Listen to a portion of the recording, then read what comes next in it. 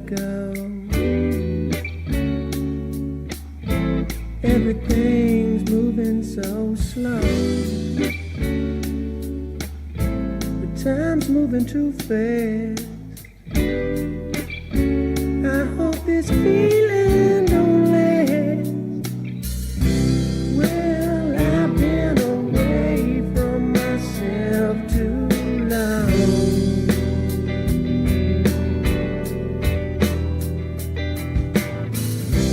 My body is aching from all my wrongs.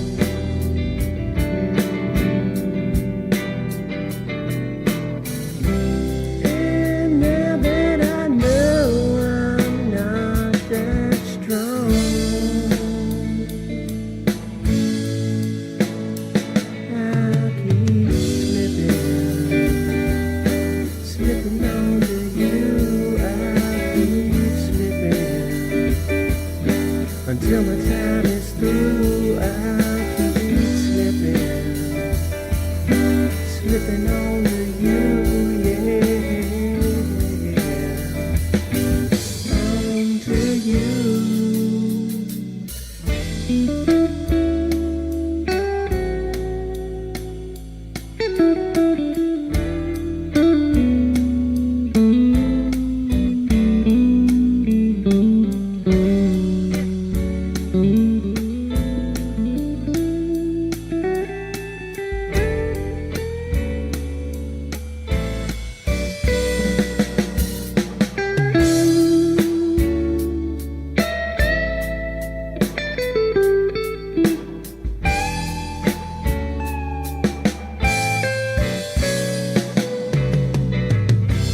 Well, I've been away from myself too long.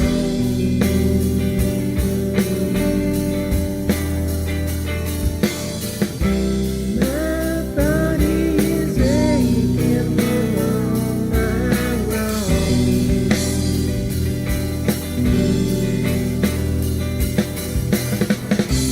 And now that I know I'm not that strong,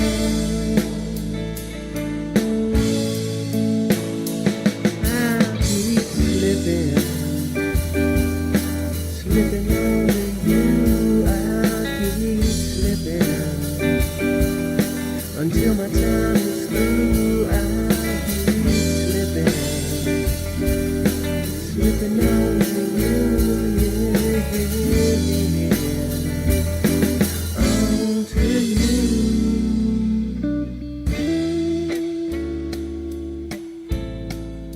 I was down and out, so riddled with doubt.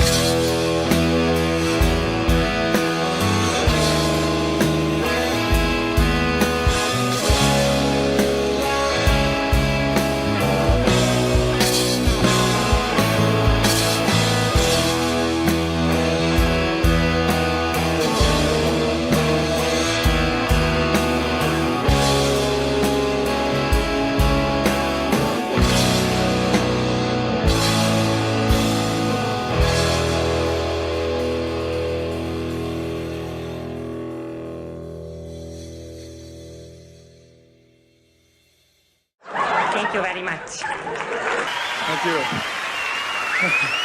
Thank you. Whew. Thank you very much.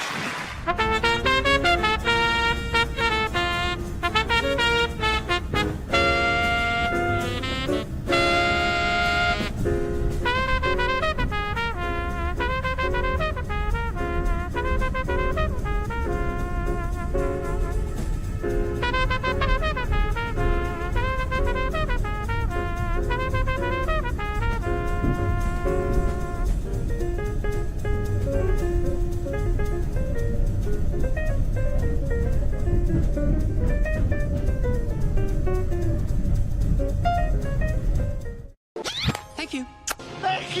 Thank you. Thank you. Thank you. Thank you. Thank you. Thank you. Thank you. Thank you. Thank you. Thanks. Oh, thank you.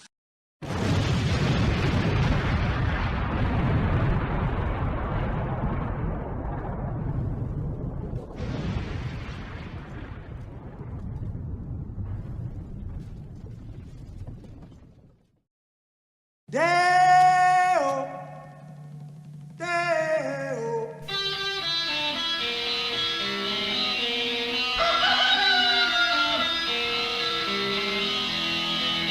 Baby's got a burger and a chicken and that naked won't go down. Baby's got a burger and a chicken and that shit won't go down. Corrosion to her thighs, erosion of her pride. Baby's got chicken, baby's got corrosion now, baby's got it. I'm short. Look at that hair. P. Hang on. Let me do that. Guten Morgen to all those who speak German. And good morning to the rest of you slackers. It's me. It's me. It's Ernest T. You can't catch me. Have to make that button bigger. Little side note to myself. It's nothing you guys have to worry about. What's going on, everybody? We got Chuck's Intergalactic UFO Show, Intergalactic, another dimension, working on episode 6 as we speak. Well, not right now, not like literally right now. He's got other shit to do, but flying around the galaxy. But he'll have a new one out here. If you like the last one, it's pretty good stuff there. Max RJ, thank you very much. Warren Peace, Project Truck Center, Galactic, Willie Bragg, Where's Waldo, and Miguel. That is a sentence. It is a sentence. It's a bit of a run-on sentence, but it's okay. You know, we're not grammar Nazis around here. Willie Bragg in the house. What's up? Just dyed his hair, and now he looks 28 years old again. Nice. Well, you know the thing about Gen Xers there, Willie, you know, they say at 13 we were 30 and at 50 we were 30. So once we got to 13, it just plateaued out to 30. Something to be said about consistency, that's for sure. Kieran, good to see you. Blame Carney, Promise the Moon, FOS. Front of store. Government Sachs Goon. Yeah. Well, yeah, he was a money guy when he got elected. So, you know, you got a money guy. Well, you got a real estate guy that became president here. And you got what was he? A hedge fund? He's a hedge fund manager, right? Anyway, we got a little something about Air Canada coming up in the show today, but it's time for, you know, it's real news, but it's fake sponsors. And of course, our fake sponsor here is Desperation Blend, extra dark roast ground coffee. Nobody's buying this stuff. I don't understand why. I'm trying to sell this stuff and nobody wants to buy it. It's just, it boggles the mind. Once thought to be the evil force that murdered the crew of the spaceship Event Horizon, this nightmare fuel will have you believing that bath salts or crocodile are better alternatives, and they probably are. Let's face it, it's a pretty low bar. Brutally roasted in the flames of the Darvaza gas crater in Turkmenistan, this unholy brew requires a young priest and an old priest to help with the exorcism following each cup. Have you filed a restraining order against money? Does having a delicious cup of coffee make you want to pull your taste buds out with needle nose pliers? Well, grab a bag of Desperation. Desperation Blend, extra dark roast, ground coffee, found online and wherever your mom buys her feminine products. As always, use promo code GRIFTER to pay an additional 20% because that's what, it wouldn't be a true grift. Oh, it kind of looks like I got horns, doesn't it? I don't know. This is a thing. All right. We'll just have to live with it. So...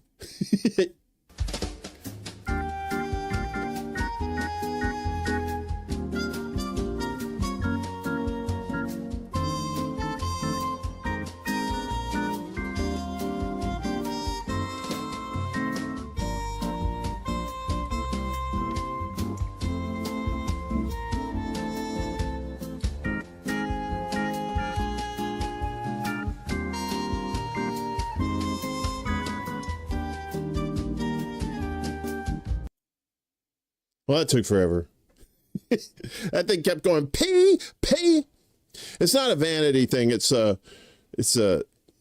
annoys the crap out of me thing. So don't worry about it. We got news for you eventually. I got news somewhere around here. Where did I put it? No, actually, we got a big thing of news today. Using technical terms. Might as well get to it. Hair be damned. Israel launches mass arrests raids in West Bank amid ongoing settler attacks. What else is new, you're saying? Well, the Israeli occupation army launched a new campaign of large-scale incursions and arrests across the occupied West Bank at dawn yesterday as illegal settlers escalated their attacks. So, they already approved this, expansion of the settlement in the Knesset. Or at least they called for it. These settlers are like, yeah, more land, more stuff. Multiple cities and towns were targeted, including Jenin, Al-Khalil, Beit Lam, Ramallah, Tulkarm, and Kalkilia, according to Al-Mayadeen. In Bethlehem, occupation forces arrested several Palestinians during raids on different neighborhoods of the city, the report stated. The army also stormed the Jenin refugee camp and detained liberated prisoner Baha Kasrawi after assaulting him and vandalizing his home in the Al-Hadaf neighborhood. They also raided the nearby town of Fakwa, northeast of the governorate. To the south, occupation forces raided Al-Dahiriya, it's almost diarrhea. I don't want to say that. And Bani Naim and in Hebron, Al-Khalil, carrying out search and arrest operations. While in Ramallah, the army stormed Al-Mughayir village east of the city with a military bulldozer, while another unit advanced from the northern side. In Kalkilia, occupation forces entered through the northern checkpoint, while the town of Anabta, east of Tulkarm, witnessed raids and the arrest of several residents, the report stated. According to Palestinian figures cited by the Anadolu news agency, more than 18,000 people have been detained by the Israeli army in the West Bank since October 2023. Al-Mayadeen's correspondent in the occupied territory reported on Sunday that confrontations broke out between Palestinian youths and Israeli occupation forces in the town of Beida, south of Nablus, as well as the town of Turmasaya, northeast of Ramallah. These names will not defeat me today. Oh, they probably will. Israeli special forces also abducted 2 young men from the Amari refugee camp south of Ramallah on Monday. Al-Mayadeen reported, citing the official Palestinian news agency Wafa. In a separate incident, Israeli forces detained 4 Palestinians from the town of Kabatia, south of Jenin. Illegal Israeli Jewish settlers also set fire to agricultural lands in the town of Sair, northeast of Hebron on Monday, Wafa reported. Ahmad al-Shalalde told Wafa that dozens of settlers from the Asfar colony stormed Wadi Sair and burned 10 dunams, I'm not sure what a dunam is, of Palestinian land planted with grapevines, almond trees, olive trees, and other trees. Illegal Israeli settlers also attacked the Wadi al-Laymun area in the village of Aboud, northwest of Ramallah, as well as the outskirts of the town of Deir Dibwan, east of the governorate. The settlers also attacked a Palestinian's home in the eastern area, attempting to assault him and cause property damage, the report stated.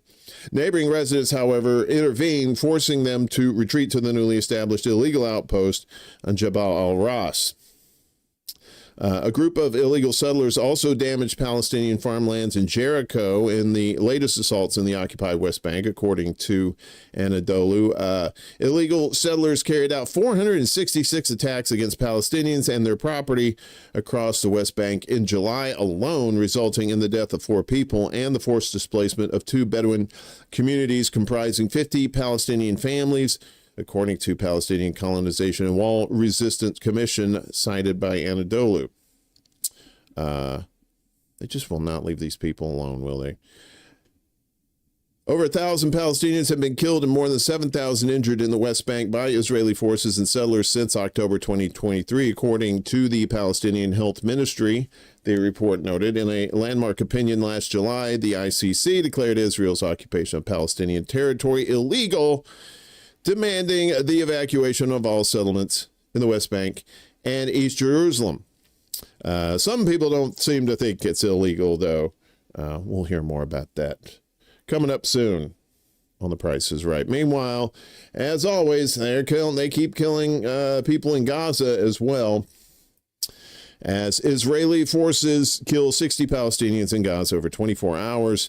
Gaza's health ministry said Monday that Israeli forces killed 60 Palestinians and wounded 344 over the previous 24-hour period, as relentless U.S.-backed Israeli attacks continue across the Gaza Strip. The health ministry said that among the dead were 27 Palestinians who were killed while attempting to get food aid, and another 281 were injured. The ministry said that since the end of May, it has recorded the killing of close to 2,000 aid seekers and the wounding of 14,701. On top of the violent deaths, Palestinians in Gaza continue to starve to death due to the U.S.'s backed Israeli blockade. The health ministry said that Gaza hospitals recorded 5 malnutrition deaths, including 2 children, over the previous 24 hours. An elderly Palestinian man was also killed by an aid drop when a box hit a tent in Khan Yunis, southern Gaza. Several Palestinians have been killed by aid drops since Israel allowed them to restart. Aid groups have said dropping pallets of aid from the sky is dangerous and nowhere close to as sufficient or efficient, too, as allowing more trucks to bring aid in Gaza by land. The Israeli military has continued to launch heavy strikes on Gaza City as it's preparing an offensive to take over the city, which involves cleansing it of 1.2 million Palestinians sheltering there. Thousands have already fled eastern Gaza City, which has been the focus of recent Israeli attacks. While some Palestinians have started fleeing Gaza City, many are expected to stay behind since they have been displaced so many times and don't believe they'd be much safer in southern Gaza. According to Haaretz, the Israeli military is preparing for the possibility that many civilians stay in Gaza City and is ready to fire artillery into those areas to pressure them to leave, because that's the animals that they are, the ones with the artillery. There are the numbers there: 62,000, 156,000, but those numbers are much higher than that. And folks, I was thinking about this too.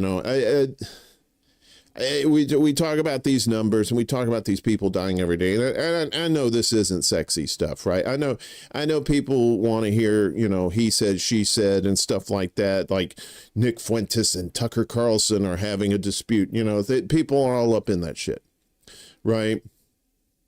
But I would rather give you the news that you need to hear than shit that you want to hear. So if you wonder why this channel doesn't get that many subscribers, that's probably the reason, because these are far from boring as far as the importance of the statistics and these things that are happening. But we have to talk about these as much as possible to our friends outside of our little space here that don't get the information we do, or they don't seek out the sources that we do.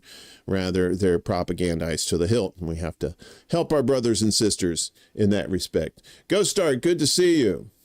Hopefully you're doing fine and dandy this Tuesday morning. What happened over there on the Rumbly Tumblies? We had a little trouble getting on Facebook this morning. It was so weird. But I think we're on there now. I saw it. We could be down, but I'll never know. Well, I guess I can look. Yeah, it looks like we're still there. Okay. So if you're wondering why this started late on Facebook, that's why that happened. All right. Well, more news. I don't know what this is good news or not. Probably not. But Hamas accepts Gaza ceasefire proposal from mediators. It's all well and good that Hamas does it, but, you know, Israel's going to do whatever the hell they want to. Hamas said on Monday that it had accepted a Gaza ceasefire proposal presented by mediators Qatar and Egypt, which comes as Israel is planning a massive escalation that involves forcibly displacing more than 1 million Palestinians from Gaza City and sending them south. Hamas, along with the Palestinian factions, relayed their acceptance of the proposal put forward yesterday by the Qatari and Egyptian mediators, Hamas said in a statement, according to Al Jazeera. According to an Arab diplomat speaking to the Times of Israel, the deal would involve the release of 10 living Israeli captives and a 60-day truce, during which the two sides would be expected to engage in negotiations for a long-term ceasefire. The Times report said that Israel has received the proposal, but of course, Shithead McGee appeared to dismiss the news and signal he still planned to go ahead with the escalation in Gaza City. Other Israeli officials outright rejected the idea of a deal with Hamas. We fight only to win, and under no circumstances to stop halfway with a partial deal that abandons half of the hostages and could lead to ending the war in defeat, said Israeli Finance Minister and part-time barnacle Bezalel Smotrich. Israeli Defense Minister and son of Shithead, Israel Katz, said that Hamas was willing to discuss a deal for the release of hostages only because of its fear that we seriously intend to conquer Gaza. Conquer Gaza. You mean destroy Gaza. Israeli National Security Minister Itamar Ben-Gvir, man, the fucking four stooges there, wrote on the tweeters that Bibi has no mandate to pursue a partial deal. Trumpy has backed Israel's plans to escalate its genocidal war, claiming in a post on Truth Social on Monday that the only way to free the Israeli captives in Gaza is if Hamas is confronted and destroyed. Hamas, Hamas, Hamas, Hamas, Hamas. In light of the news of Hamas accepting a ceasefire proposal, the family members of Israelis held in Gaza are ramping up their pressure on Netanyahu to reach a deal. There have been significant protests in Israel calling for an agreement to release the captives. We demand that Netanyahu immediately conduct continuous negotiations for the release of all hostages from Gaza. The Hostages and Missing Families Forum said, the people stand with the hostages. The people will bring the hostages back. The people will not allow the prime minister to sabotage another deal. Spoiler alert, they probably will. I mean, you know, I'd like to think that some sort of deal is going to get worked out, but it's not. These people are hell-bent to destroy. They're gonna bulldoze everything and then put up all kinds of Zionist bullshit over there. Meanwhile, Israeli jailers, you've heard about the horror stories that happens in those Israeli jails to Palestinians, to the men. And this is a report on Israeli jailers unleash dogs, tear gas to terrorize Palestinian women prisoners. The Palestinian Prisoners Society reported that Israeli forces used police dogs and tear gas during a series of repressive raids against women held in Dearman prison earlier this month. The assaults took place on the 4th, 8th, the 10th, and 14th of this month when detainees were handcuffed, forced from their cells in a manner described as humiliating, and then led to the prison yard with their heads pushed down. Palestinian Prisoners Society said these attacks are not new, but a form part of a systematic policy against Palestinian men and women in detention, which has escalated to unprecedented levels since the start of the genocidal war against Gaza. According to the report, women prisoners face systematic torture, humiliation, and strip searches described as a form of sexual assault. Pittsburgh dude, what's up? Good to see you. Good to see you. They have been placed in isolation, used as hostages to pressure their families, subjected to starvation, and denied medical treatment, alongside other violations documented in their testimonies. The report added that detainees endure harsh and degrading conditions, suffering from hunger as a result of scarce and poor quality food, some of which is spoiled and unfit to eat. Prisoners also endure insect infestations and skin diseases caused by high temperatures, humidity, and lack of ventilation, with a shortage of basic feminine hygiene items compounding their suffering. Israel reportedly continues to detain 48 Palestinian women in its prisons, 2 of whom are from Gaza and another 2 who are pregnant. One of the pregnant women, Rima Balawi, is in her 8th month of pregnancy and nearing her due date. She was arrested in February on accusations of incitement on social media, and despite her condition, remains in detention, having experienced most of her pregnancy while behind bars. The Palestinian Prisoners Society also highlighted the case of detainee Fadaz Asaf, who is battling cancer and in need of specialized care. It said that since the start of the genocide, Israel has increasingly targeted women under accusations of, quote, incitement on social media, described as a vague pretext used to expand arrests and tighten surveillance, with some transferred to administrative detention under so-called secret files. And let me guess, they get accused of incitement. And guess what? No proof, right? I bet there's no proof. What's up, Lainey? Good morning to you. Good to see you. Yeah, that's the thing. That's the theme of all this shit. They say, like, Trump does this, Israel does it. They say all this bullshit, and they ain't got no proof for none of it. And so when you call them out, like, blah, blah, blah, blah, they change the subject. Distractions, you know? Like putting troops in D.C. to police D.C. I mean, whenever you see dumb shit like that, you know they're trying to distract from real questions, right? Oh, thank you, Lainey. $10 there. That's nice. What a world we live in, indeed, right? It is. It's the mirror universe from Star Trek, man, except nobody's got any cool goatees. But they're all evil as fuck, that's for sure. At least a good portion of them. This is not news, but just a reminder, Israel starving Gaza, 266 dead from starvation, including 122 children. So almost half of them children. Fucking evil-ass motherfuckers. Starvation deaths are climbing daily in Gaza as Israel's 22-month blockade and relentless attacks drive a man-made famine into homes and tents. As of today, the known number of people who have starved to death in Gaza, according to the Palestinian Health Ministry there, reached at least 266 people, including 122 children. Between March and mid-May, Israel fully sealed Gaza's crossings, preventing food, water, and humanitarian aid from entering. The blockade created extreme shortages, pushing Gaza's already fragile population into severe hunger and dehydration. On August 14th, more than 100 aid organizations, including prominent groups such as Oxfam, Doctors Without Borders, Amnesty International, and the Norwegian Refugee Council, condemned Israel's weaponization of aid, saying it was obstructing life-saving assistance from entering Gaza. Vast quantities of relief supplies are stranded in warehouses across Jordan and Egypt, while Palestinians continue to starve.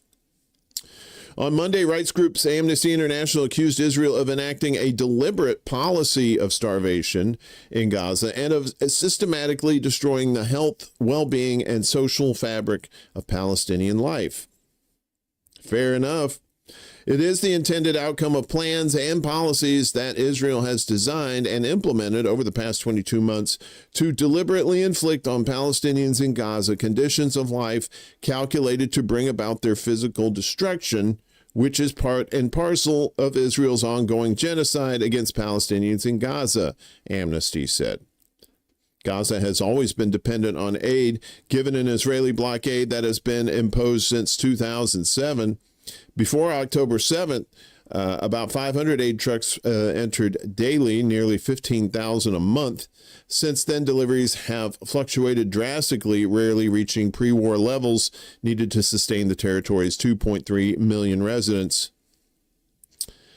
The human body relies on glucose from food to survive. When food is scarce, it first burns fat to keep the heart beating. But prolonged hunger eventually causes organ failure, which can lead to death. Prolonged malnutrition also causes brain fog and difficulty thinking or speaking, affecting daily functioning. Children are most at risk because starvation quickly damages their growing bodies and organs. It stunts their development, obviously, because they're not getting enough nutrition. The first 1,000 days of a child's life, which includes during pregnancy up to 2 years of age, are critical for a child's development. Malnutrition, especially during this time, can have devastating, long-lasting effects that hinder cognitive development, physical development, and in some cases where nutrition treatments and therapies are not administered, can prove fatal. The 4 stages of malnutrition in children. So you have undernourishment, child wasting, child stunting, and then death. In Gaza, where food shortages have been severe for months, more and more images are emerging of children in the red zone on MUAC tapes, which measure the circumference of the upper arm to assess malnutrition. A measurement below 11.5 centimeters signals severe acute malnutrition. These children require emergency treatment, and without it, they face a high risk of death.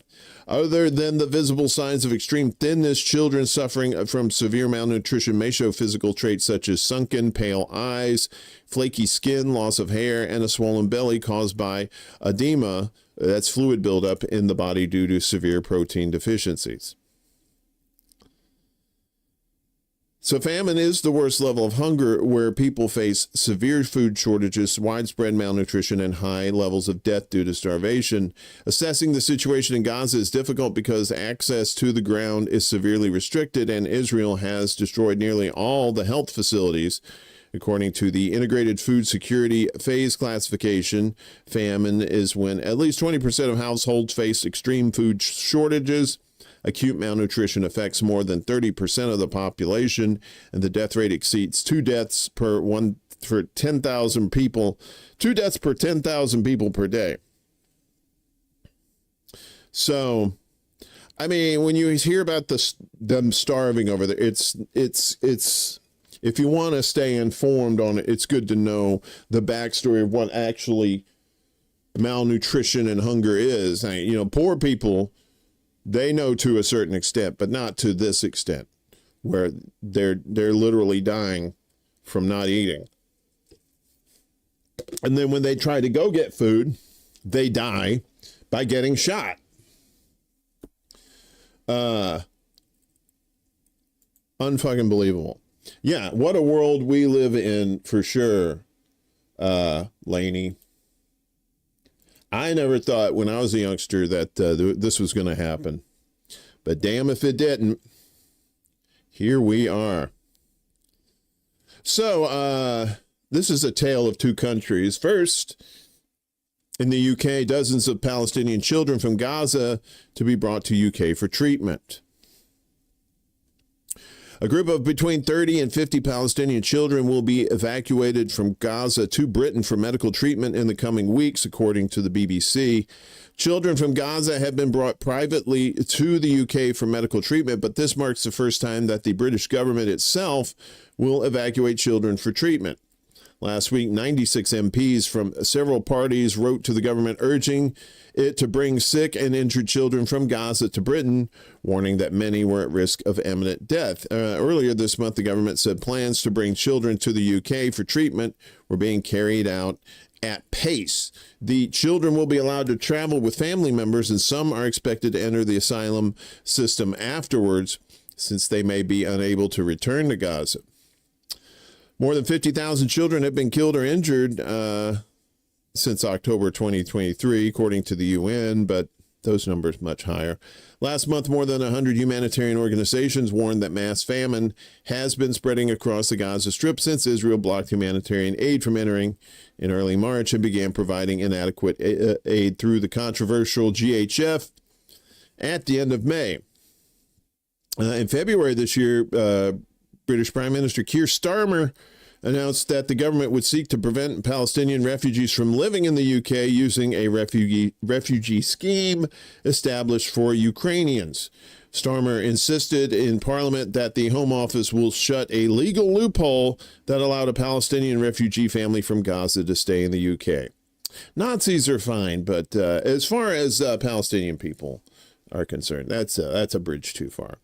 The Home Office refused an initial application by the Palestinian family in May last year, but in September, an immigration tribunal ruled in their favor. More than 190,000 Ukrainians have come to the country since Russia invaded in March 2022. So UK said, hey, kids, come on. We're bringing some kids over. Meanwhile, in the U.S., State Department shuts down temporary visas for injured Gaza kids after tirade from racist influencer Laura Loomer.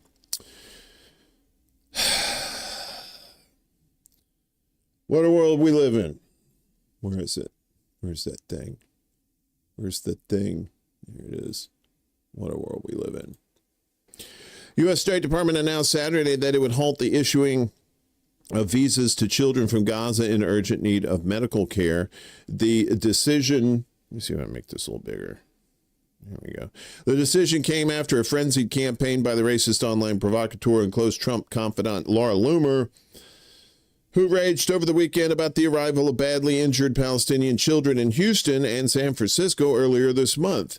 The arrival of these children had been arranged by the U.S. nonprofit group Heal Palestine, which has helped at least 63 children receive life-saving surgeries, prosthetics, and rehabilitative care in the U.S. In what she claimed was an exclusive report, Jigsaw, who has described herself as a proud Islamophobe and as pro-white nationalism, she looks like that Jigsaw doll. You know what I mean, from Saw, shared a video posted by Heal Palestine of children on crutches and wheelchairs arriving with their families at a U.S. airport. She falsely claimed that the children's shouts of joy were jihadi chants and that they were doing the Hamas terror whistle, and referred to the children as Islamic invaders from an Islamic terror hot zone. Jesus fucking Christ. Loomer tagged Secretary of State Marco Rubio and a.k.a. Aquaman and the State Department in another post. How did Palestinians get visas under the Trump administration to get into the United States? Did State Department approve this? How did they get out of Gaza? Is Sec Rubio aware of this? I need more adrenochrome, please. The day after Loomer's tirade began, the State Department announced that all visitor visas for individuals from Gaza are being stopped while we conduct a full and thorough review of the process and procedures. Yeah, right. You didn't do that with the Ukrainians. Used to issue a small number of temporary medical humanitarian visas in recent days. Heal Palestine issued a statement Sunday saying it was distressed by the State Department's decision, contrary to claims by Jigsaw that the children would become like leeches on welfare, although the majority of people on welfare in this country, El Blanco. Heal clarified that the children in the country were not here on temporary visas for essential that they were here on temporary visas for essential medical treatment not available at home because their homes are destroyed, and probably the hospital too. After the treatment is complete, the organization said the children and any accompanying family members return to the Middle East. Rana Natour, the director and producer of All That Remains, a documentary for Al Jazeera's Fault Lines on a 13-year-old Palestinian girl who traveled to the U.S. to receive treatment after losing her leg in an Israeli airstrike, told Dropsite News that the humanitarian visas canceled by the State Department are granted exclusively to burned and disabled children and their parents. Loomer took credit for the department's cancellation of the visas, thanking Aquaman and calling it fantastic news. Hopefully all Gazans will be added to President Trump's travel ban, Loomer wrote. There are doctors in other countries. The U.S. is not the world's hospital. Oh, we're the world's police, but we're not the world's hospital. These fucking people.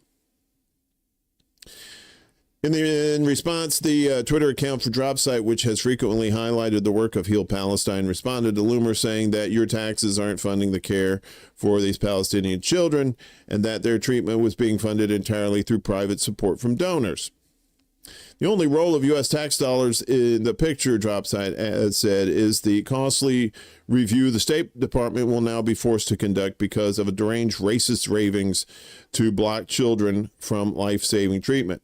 Loomer later suggested that the wounded Palestinian children were being treated for free at the expense of U.S. taxpayers, while U.S. veterans are homeless and on the streets. Like, they gave a shit about fucking... No, they don't give a shit about veterans. Because they've been in power plenty of times, and they've done dick for the veterans, especially since Reagan.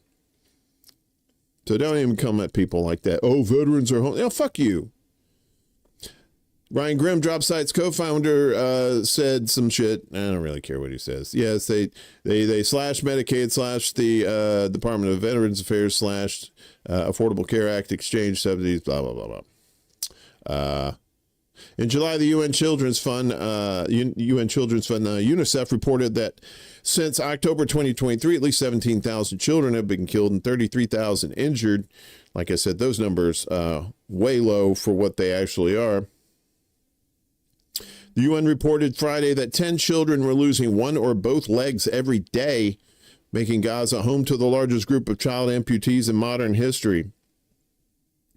Despite having no formal position, Loomer is one of the most influential figures in the Trump administration, reportedly having spearheaded the hiring and firing of aides for key roles included in the National Security Council. Maybe she's got some, she's got some like Epstein little black book shit on all these people. Because I swear to God, I don't know how people are listening to Jigsaw. I look at that face and I go, I want to play a game. Loomer said that the U.S. is a Judeo-Christian ethno-state. Really? Being destroyed by immigration and following the opening of Trump's immigration detention camp, Alligator Alcatraz joked that the alligators are guaranteed at least 65 million meals, a number referring to the total population of Latinos in the United States. Following news of the State Department's decision to cancel visas for injured Palestinians, Grimm wrote that it looks like Loomer setting visa policy. And that's the thing we have to talk about for just a second is these influencers, right? You know, what was his name? Dan Bongino, who became like the second in command at the FBI, and he had his show and he was spouting lies on Rumble and talking all this shit. And it's just, the propaganda is all one thing, but once it starts turning into policy, that's when you have to step up and say, no, fuck no. But yet, the streets are clear. Shit is not shut down. I don't know what to say, to be honest with you.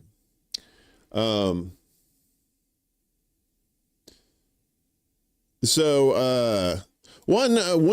church organization may have some common sense. I don't know. I'm always skeptical. But apparently the United Methodist Church divests from Israel bonds. So that's the thing. You got the one way you can hit these people is in the pocketbook. Take away their sources of income. Desert Mantis, look at you. The only social media influencer that matters are ExtraBulla and Caitlin. Well, Caitlin Johnstone, at least. I'm just relaying the messages. I'm hopefully trying to influence you to use your critical thinking skills. That's what I want the most. The United Methodist Church has announced that it will divest from the bonds of governments that are maintaining illegal military occupations. Westpath, the church's retirement benefits agency, I don't know if Jesus, if he were here today, if he would approve of a church's retirement benefits agency in a church, but whatever, we'll go. Is now excluding investments in the bonds of Israel, Morocco, and Turkey. With our framework, we took a step back, said Westpath executive Andy Hendren, who told the United Methodist News, you know, that old rag. We wanted to do a more principled, holistic look at all sovereign debt, so it not only looks at military occupations like those identified in the resolution, those three, but there are other military occupations in the world that government should be held accountable for. As United Methodists, our witness must align with our values, Bishop Tracy S. Malone, Council of Bishops President, added. It reflects our prophetic calling, which, while centering the Gospels, demand that we love our neighbor and seek peace rooted in equity. Peace rooted in what kind of equity? Like financial equity? Westpath's move follows a April 24th divestment resolution that was endorsed by members at the church's general conference. The legislation was organized and presented by United Methodists for Kairos Response, UMKR. Since 2010, UMKR has called on the church to maintain its commitment to human rights within its investment strategy. The timing of this decision is especially significant when we see the ongoing genocide happening in Gaza. We do not want to be supporting the Israeli government with unrestricted governmental funds, said UMKR Chair Lisa Bender at the time. After the 2024 vote, UMKR launched a church-wide petition urging Westpath to honor the resolution. The resolution makes clear the church's intention to avoid profiting from the suffering and oppression caused by these decades-long occupations.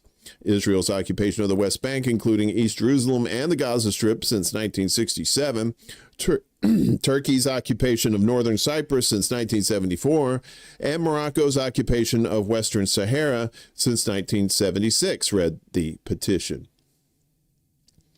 You missed this article. You canceled your subscription to the United Methodist. How dare you, Desert? So you were the one that was reading it.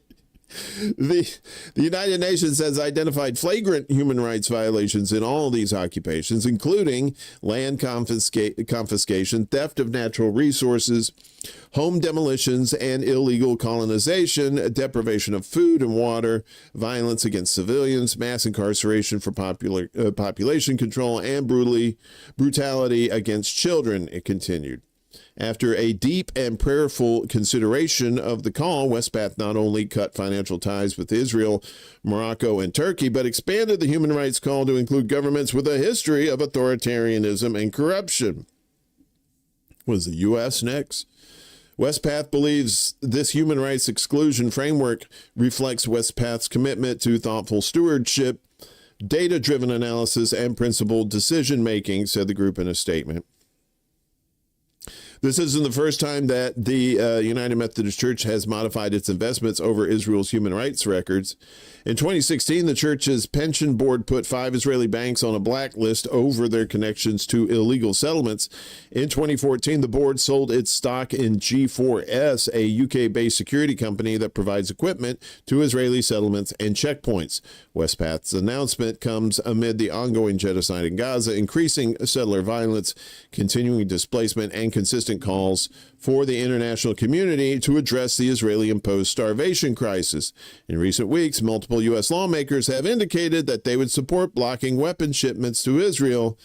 But, you know, yak, all talk, all talk, no action.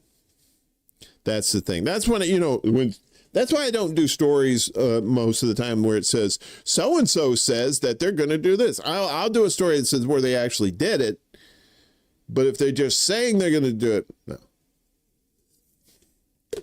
Don't say, do. Right? Isn't that the slogan? So Armenia and Azerbaijan, they had this deal backed by Trumpy, this strip of land between that's dangerously close to Iran. Well, Iran's president visits Armenia for talks on U.S.-backed Azerbaijan corridor. Iranian President Masoud Pezeshkian is visiting Armenia for talks on a planned corridor linking Azerbaijan near the border with his country, days after Iran said it would block the project included in a U.S.-brokered peace accord that puts a potential Washington presence on Iran's doorstep. They keep poking these bears, man. The land corridor, dubbed the Trump Route for International Peace and Prosperity, or TRIP, is part of a deal signed earlier this month in Washington between former foes Armenia and Azerbaijan. Trumpy said the deal granted the U.S. exclusive developmental rights to the transport corridor. Washington was also signing bilateral agreements with both countries to increase cooperation in areas like energy, trade, and technology, including artificial intelligence. Before departing for the Armenian capital, Yerevan, on Monday, Pezeshkian described the possible presence of American companies in the region as worrying. We will discuss it with Armenian officials and express our concerns, he told state television. The proposed route would connect Azerbaijan to its Nakhchivan exclave, passing near the Iranian border. Tehran has long opposed the planned transit route, also known as the Zangezur Corridor. I kind of like that. That's better than TRIP.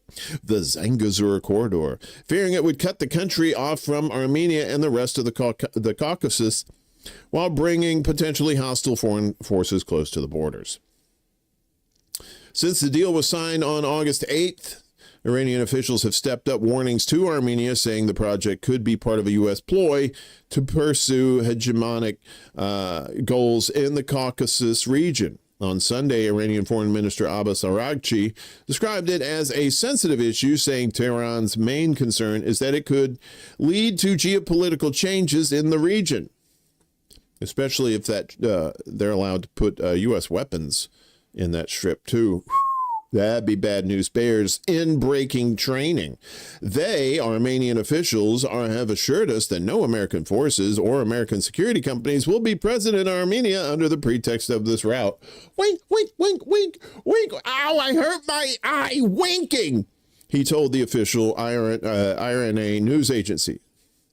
The proposed corridor has been hailed as beneficial by other countries in the region, including Russia, with which Iran has a strategic alliance alongside Armenia. Ali Akbar Valayati, a top advisor to Iran's supreme leader, said Tehran would block the initiative with or without Russia. Don't want it. They gotta get into it. I think Russia's like, yeah, it'd probably be good for us, but if they didn't have it, that'd be fine too. I would assume, but I could be lying. Trump thinks the Caucasus is a piece of real estate he can lease for 99 years, Veliati told state affiliated Tasnim News soon after the deal was signed, adding that the area would become a graveyard for Trump's mercenaries. Ooh. Moscow cautiously welcomed the idea, saying that it supported efforts to promote stability and prosperity in the region. Similarly to Iran, however, it warned against outside intervention, arguing that lasting solutions should be developed by countries in the region. So I guess Russia is saying here, like, all right, as long as it's Azerbaijan and Armenia, that's cool, but any of these fucking people from the outside come in, like, especially like U.S. mercenaries, that's a wrap.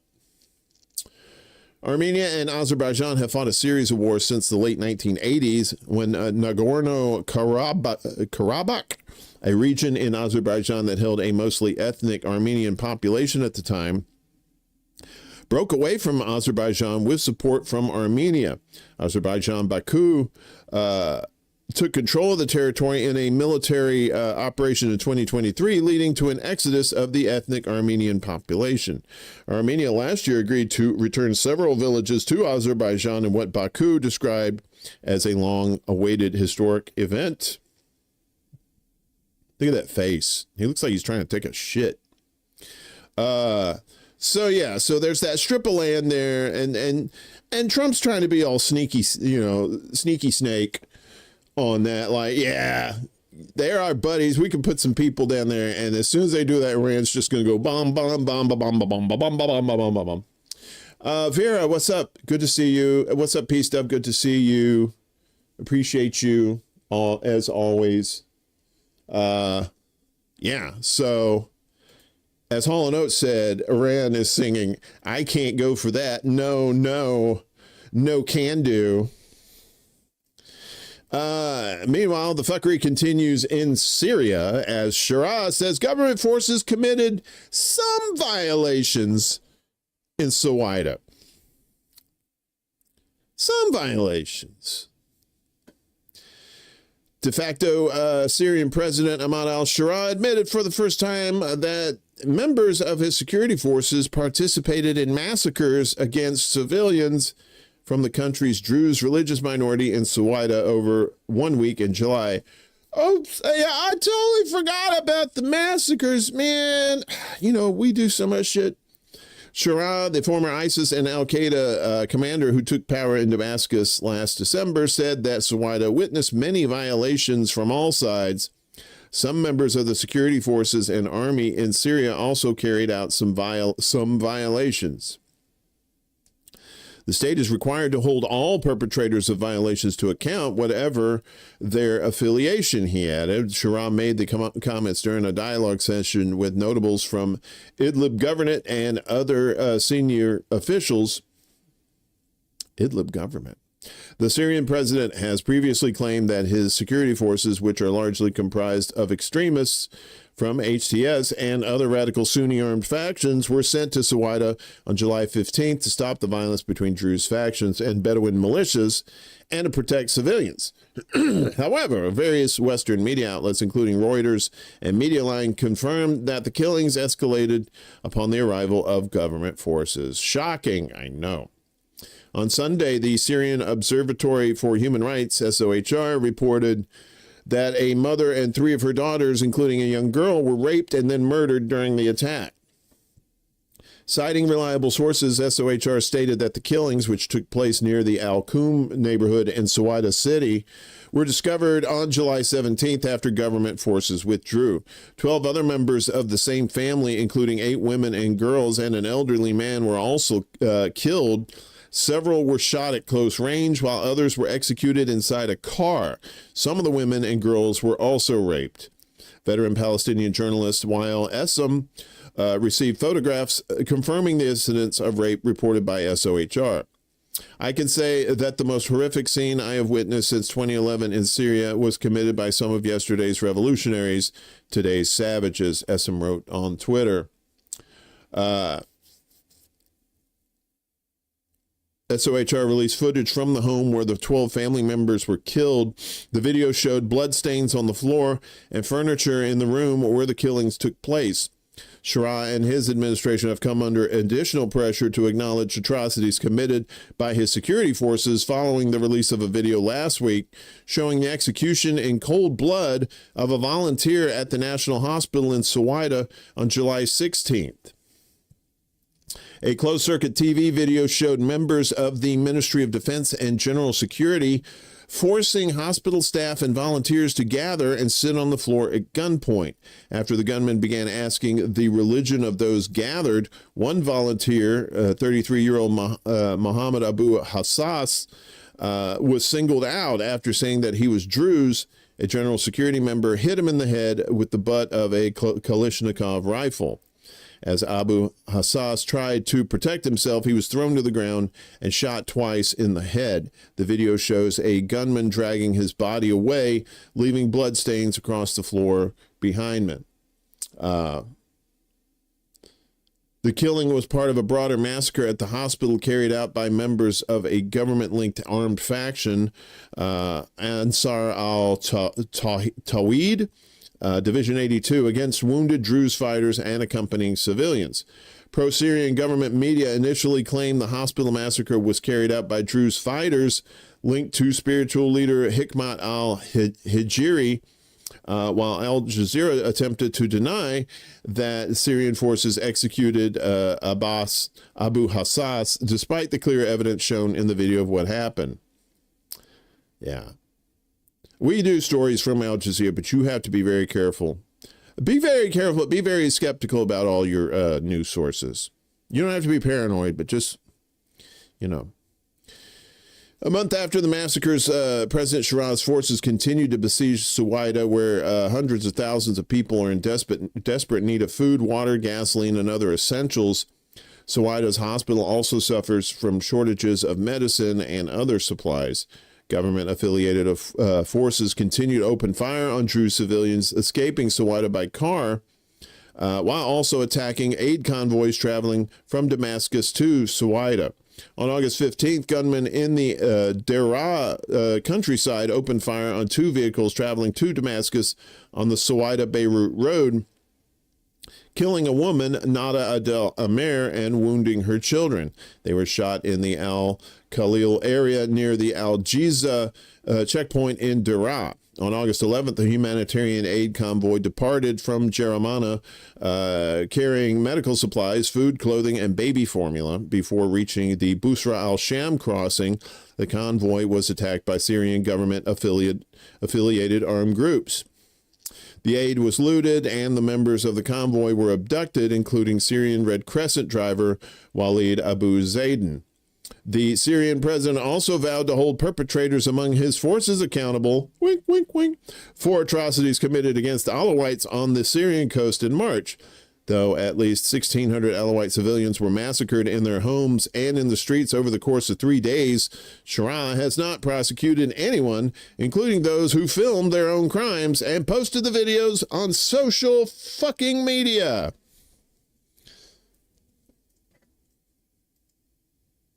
What a world we live in. Oh, Syria, you knew that was going to be a shithole after Assad took off. I don't know what it was like before then, but, you know, it seemed like the same thing that was going on with what's-his-face in Iraq, Saddam Hussein. But it was an organized tyranny, and now it's just tyranny, free-for-all. Meanwhile, we're going back to Mali. We're going back to Mali. I think so. Mali's military junta marks 5 years in power, but elections still indefinitely postponed. See how that works? After 5 years in power, Mali's military junta have broken their promise not to stay in power long, but what has it achieved? So yesterday marked 5 years since the military overthrow of Mali's democratic government. 1 month later, transitional president Ba Nada took office, but he was soon ousted and replaced by General Assimi Goïta. Coup leaders initially promised an 18-month transition, but 5 years on, they're still there with no prospect of elections. Shocking! Goïta promised to free Mali of insurgents and the French soldiers sent to help fight them. And while the French troops have gone, they've been replaced by Russian paramilitary fighters. A major victory in the northeastern city of Kidal came at a cost, with human rights organizations denouncing abuses against civilians. Meanwhile, many other towns remain under insurgent control, with dozens of civilians held hostage. Goïta has also cut ties with the Political and Economic Union of West African States, ECOWAS. Instead, he helped establish the Alliance of Sahel states alongside Niger and Burkina Faso, who are also ruled by juntas. Their aim is to create a federation and diminish the influence of the former colonial power France in their countries. In its place, they've increased cooperation with Russia, Turkey, China, North Korea, and Iran. So, poor Mali, you know, the military takes over and said, yeah, like 18 months. Give us 18 months. and nothing. What's up, CBC voter? Good to see you, buddy.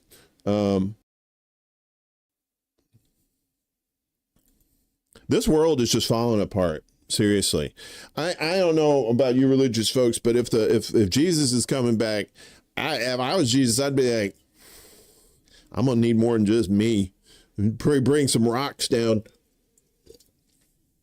bring some asteroids. They're floating out there. It wouldn't take much to get one down here. So we shift our focus over to Eastern Asia, or Western Asia, Eastern Europe, I should say. As Ukrainian attack on Russian pipeline halts oil flow to Hungary. That's where Hungary hippos come from. A Ukrainian attack on the Druzhba pipeline caused a disruption in the oil flow to Hungary.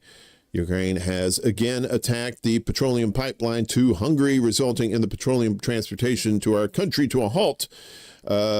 Another attack against our energy security is outrageous and unacceptable. Hungarian Foreign Minister Peter Szijjártó, it's not delivery, it's Szijjártó, wrote on Facebook, in March, a Ukrainian drone attack on the Druzhba pipeline caused it to be shut down for a short time. Hungary reported that it is unclear when the flow of oil will be restored after Monday's attack. The oil flow to Slovakia was also halted. Szijjártó directed his ire at NATO and Ukraine for the attack.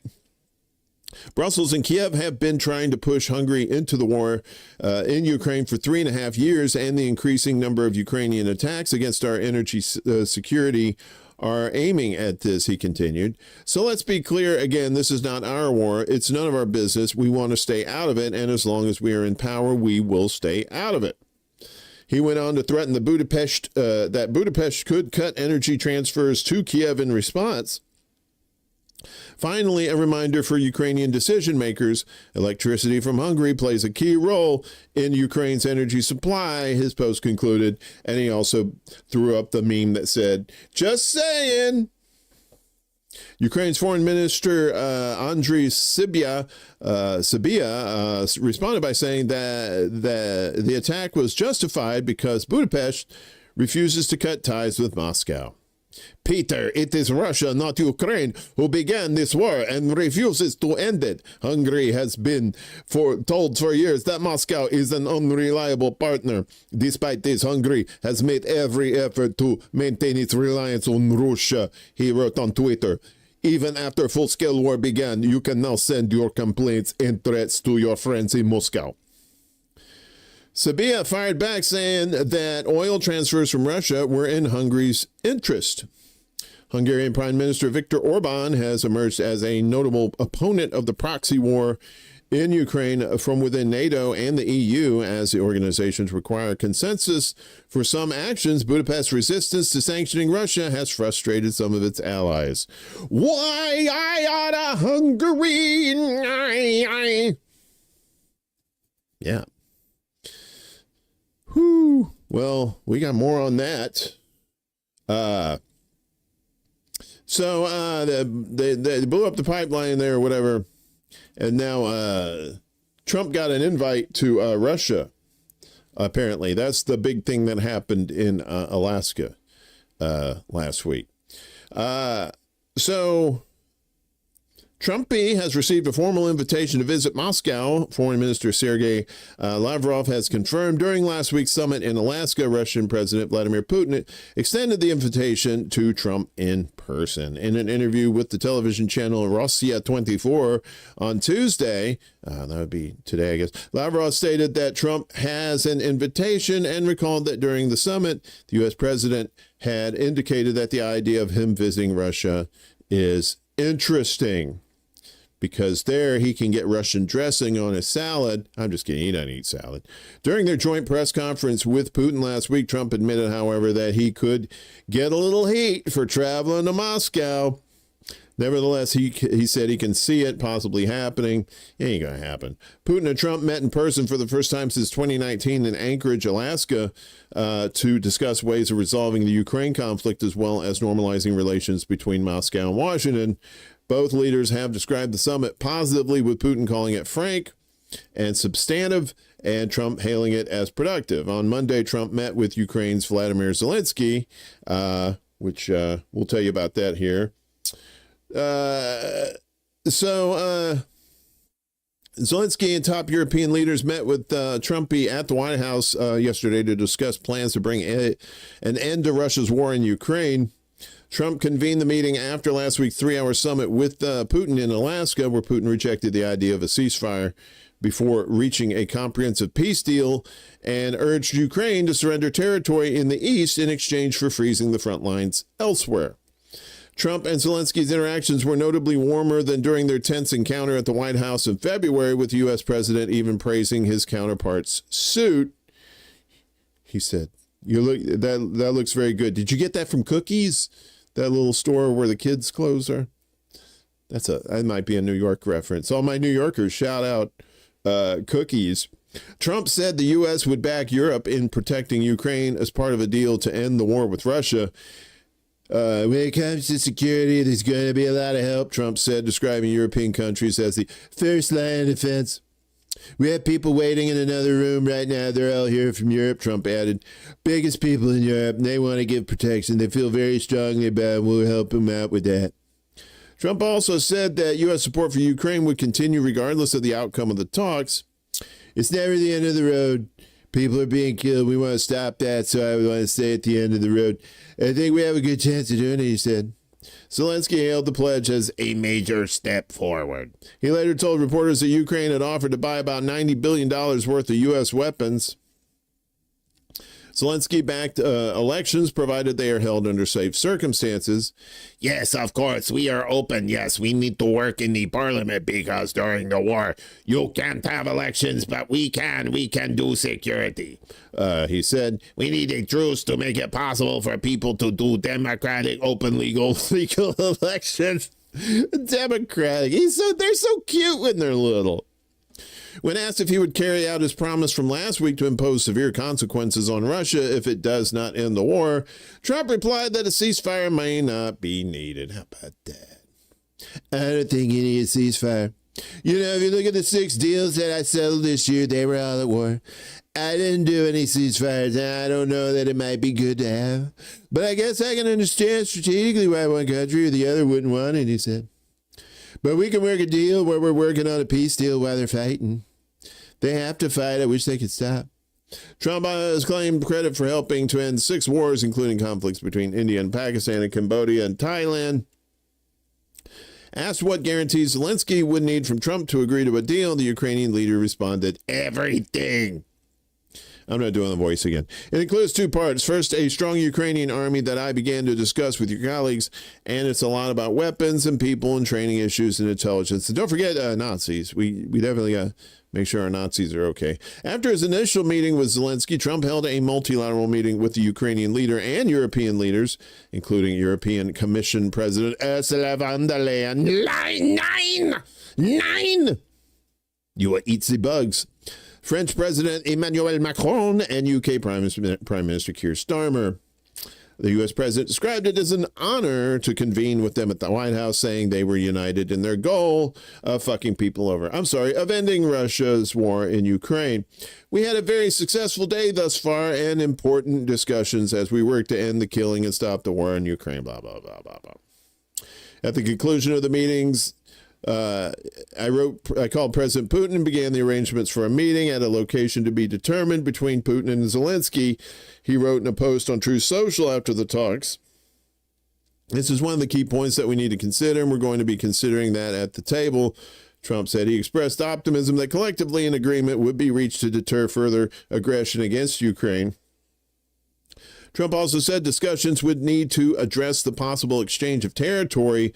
Ultimately, this is a decision that can only be made by Zelensky and by the people of Ukraine, working also in agreement with Putin, Trump said. Russia controls about 1/5 of Ukraine.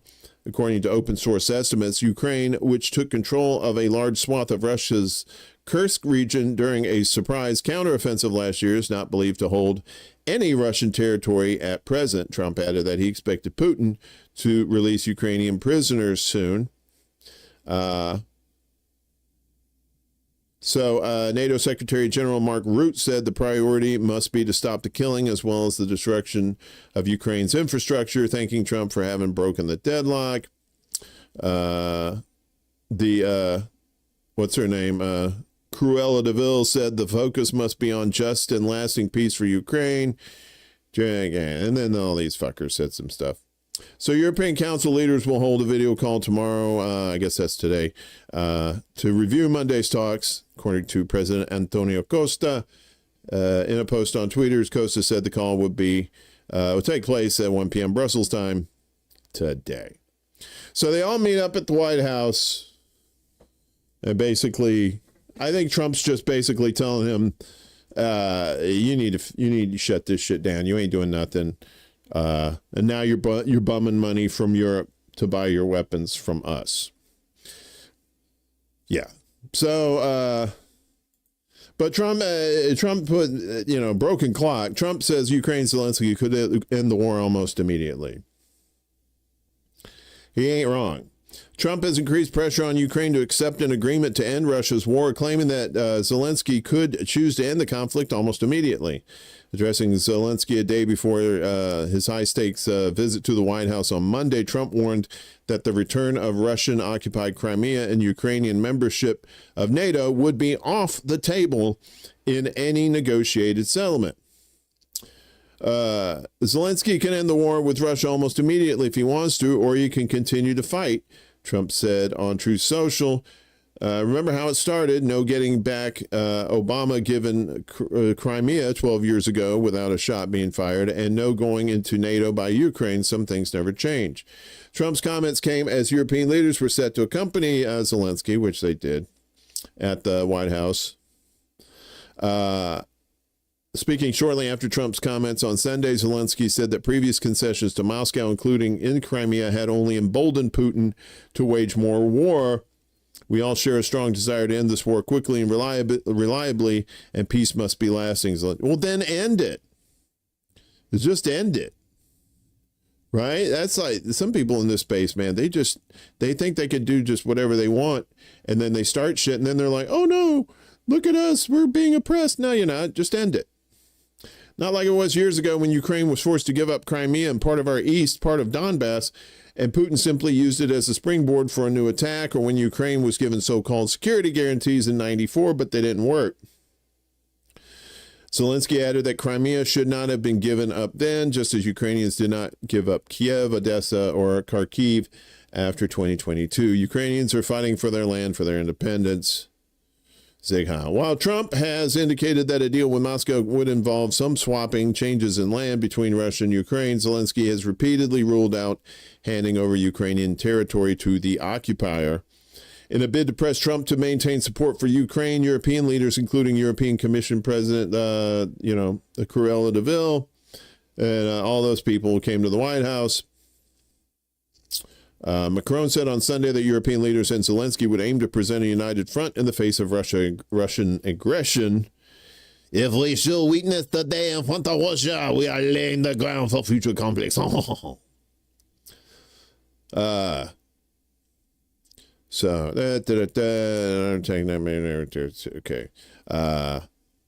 Still, Aquaman on Sunday sought to temper expectations, saying an agreement to end the war was a long ways off. Rubio told ABC News this week, because he's Aquaman, he's talking underwater. We made progress in the sense that we identified potential areas of agreement, but there remains some big areas of disagreement. Yeah, they could totally end it, but I don't think Zelensky can. I don't think he can end it. He might be, but I think he's being, pull the strings, pull the strings. Somebody's pulling the strings, making him stay in there. Probably, and it could be U.S. influence too. You never know. So in the South Pacific, the U.S. and South Korea kick off large-scale war games. Oh, look at that. Pound me, bro. Wait a minute. That's not what they said. Hey, Mystery, good to see you. And Stephanie spoke in class today. And we got Steve Wolpert. Hey, Steve, the other day was your birthday. Sorry about that. I hope you had a good birthday, buddy. Tens of thousands of American and South Korean soldiers kicked off large-scale military drills dubbed Ulchi Freedom Shield 25. The war games open on Monday and will run for 11 days. 21,000 troops will participate in the drills, including 18,000 South Korean soldiers. The troops will conduct several large-scale live-fire training events to strengthen interoperability, reinforce our combined defense posture, and increase combat readiness, a statement from the U.S. Army explained. It continues, several United Nations command member states are slated to contribute personnel and participate in various capacities. Washington and Seoul rescheduled half of the planned exercises for next month. The U.S. and South Korea stated that the drills were split due to flooding and a heat wave. South Korean media reported the divide was an effort not to provoke North Korea. Pyongyang views the war games as a threat. And let's get to that. As Kim Jong-un pledges to speed up nuclear buildup over the U.S.-South Korea drills. Kim Jong-un has threatened to accelerate the expansion of his country's nuclear arsenal, condemning ongoing U.S.-South Korea military exercises as a sign of hostile intent, according to state media. Kim, who made the remarks during a visit to a naval destroyer, calls the drills, quote, an obvious expression of their will to provoke war, quote, according to a report published today, apparently. He insisted North Korea must rapidly expand its nuclear weapons program, pointing to the inclusion of what he called nuclear elements in the drills. The annual Ulchi Freedom Shield drills began this week, as we just told you. South Korea officials said the adjustment reflects President Lee Jae-myung's call to lower tensions, though analysts doubt Pyongyang will respond positively. Seoul and Washington claim the exercises are purely defensive, wink, wink, wink, wink, but Pyongyang regularly denounces them as preparations for invasion and has often replied with weapons tests themselves. Boom, boom, boom, out go the lights. Yeah. All these little hot spots all over the world, everything going crazy.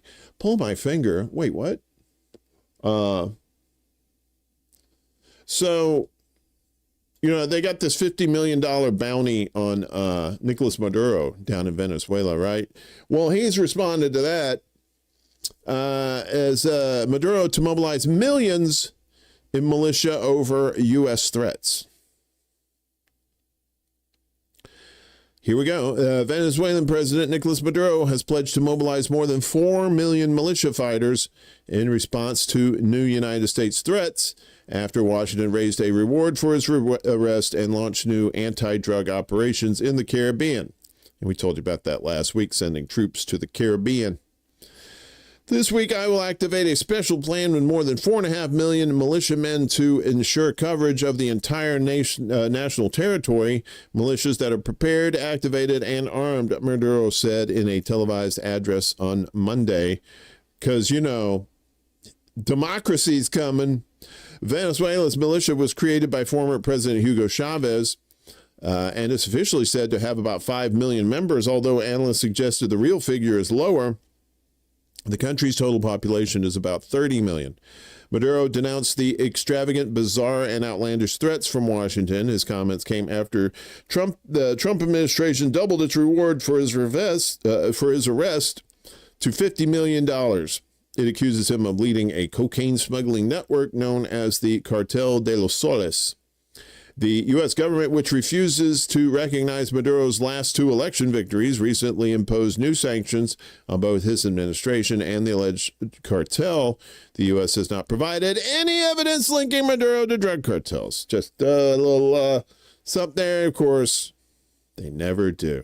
At the same time, the U.S. military has deployed 3 U.S. guided missile destroyers to the southern Caribbean, as we said, as part of a broader operation against Latin American drug cartels. The USS Gravely, or Gravelly, the USS Jason Dunham, and the USS Sampson are expected to arrive off Venezuela's coast within days. According to officials briefed on the plan, the Reuters news agency reported about 4,000 sailors and Marines are to join the deployment. We are also deployed throughout the Caribbean in our property, Venezuelan territory. Venezuelan Interior Minister Diosdado Cabello said Maduro urged his political base to expand worker and peasant militias and promised to arm them with rifles and missiles to defend the country's sovereignty. So he's like, ships are coming. You better get our shit ready because these fuckers are coming. He ain't stupid. This ain't his first rodeo. We shift north to Canada. Check in on the strike there. Is Air Canada flight attendants to continue strike despite government order? What? I don't know if you remember a few years ago when the railroad workers here in the United States threatened to strike, and Biden said, "Nah, you can't strike," and they said, "Okay." But in Air Canada, not so much. Air Canada flight attendants have said they will remain on strike despite a government-backed labor board's order to return to work by 2 p.m. Local time, which they described as unconstitutional. The Canadian Union of Public Employees, or CUPE, said in a statement on Sunday that members would remain on strike and invited Air Canada back to the table to negotiate a fair deal. Canada's largest airline now says it will resume flights on Monday evening. The strike was already affecting about 130,000 travelers around the world per day during the peak summer travel season. The Canadian government on Saturday moved to end a strike by more than 10,000 flight attendants at the country's largest carrier by asking the Canada Industrial Relations Board, or CURB, to order binding arbitration. The Canada Labor Code gives the government the power to ask the CURB to impose binding arbitration in the interest of protecting the economy. The CURB issued the order, which Air Canada has sought, and unionized flight attendants opposed it. It is unusual for a union to defy a CURB order. It was not immediately clear what options the government has if the union continues its strike. So you better come here. No. You better stop your striking. No. Air Canada flight attendants walked off a job on Saturday for the first time since 1985 after months of negotiations over a new contract 40 years ago. Natasha Stia, an Air Canada flight attendant and local union president, told Reuters that other unions joined the flight attendants' picket line in solidarity in Toronto on Sunday. They are in support here today because they are seeing our rights being eroded, Stia said. The most contentious issue has been the union's demand for compensation for time spent on the ground between flights and when helping passengers aboard. Attendants are largely paid only when their plane is moving. Workers are also unhappy with Air Canada's proposed wage hikes and other compensation terms, which they see as insufficient to keep pace with inflation or match the federal minimum wage. Yeah! Was that Mojo Nixon? The one who did minimum wage. Yeah. So Air Canada workers ain't having that bullshit. You got to stop. And they're like, make me. Finally, in our news block, little weather action going on out in the Atlantic. I would have probably put this at the top if it was making its way towards the Caribbean, but apparently not, as Hurricane Erin threatens dangerous surf for much of the East Coast as a new tropical system brews in its wake. Ooh, brews. Delicious. Let's see if we can make this bigger. Can we do that? Okay. Hurricane Erin is churning up life-threatening rip currents and dangerous surf along much of the U.S. East Coast and will soon send destructive waves and storm surge to North Carolina's Outer Banks. Meanwhile, Atlantic hurricane season is hitting its stride, threatening to spin up another named storm in Erin's wake. So, Willie, I know you like surfing. So just if you're going to be out there, I know they're going to be killer waves. You're going to love it. Tasty waves, but just, safety first, brother. Safety first. What happened? Erin, a sprawling high-end Category 2 hurricane with sustained winds just shy of Category 3 status, is not forecast to make landfall, but will impact much of the East Coast with dangerous coastal conditions as it tracks north, nearly paralleling the coast. So it's just going to go right along the coast. We'll show you the map here in just a second. Bermuda will face similar conditions to the storm's east. The impact is already being felt on U.S. coastlines. Around 90 rip current rescues were conducted on Monday in North Carolina. At least 75 rescues unfolded along the state's southern coast in New Hanover County, officials reported. The county's Wrightsville Beach has issued a no-swim advisory through Friday. Not far to the north, Surf City Fire Department Ocean Rescue Services made 15 rescues. Fire Chief Alan Wilson told CNN. So there's the thing right there as it goes.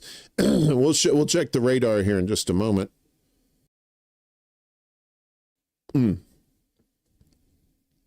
A tropical storm watch stretches from the middle of North Carolina's coast up to Duck, just north of Kitty Hawk, including the Pamlico Sound. The watch means tropical storm force winds 39 to 73 miles per hour are possible within 48 hours.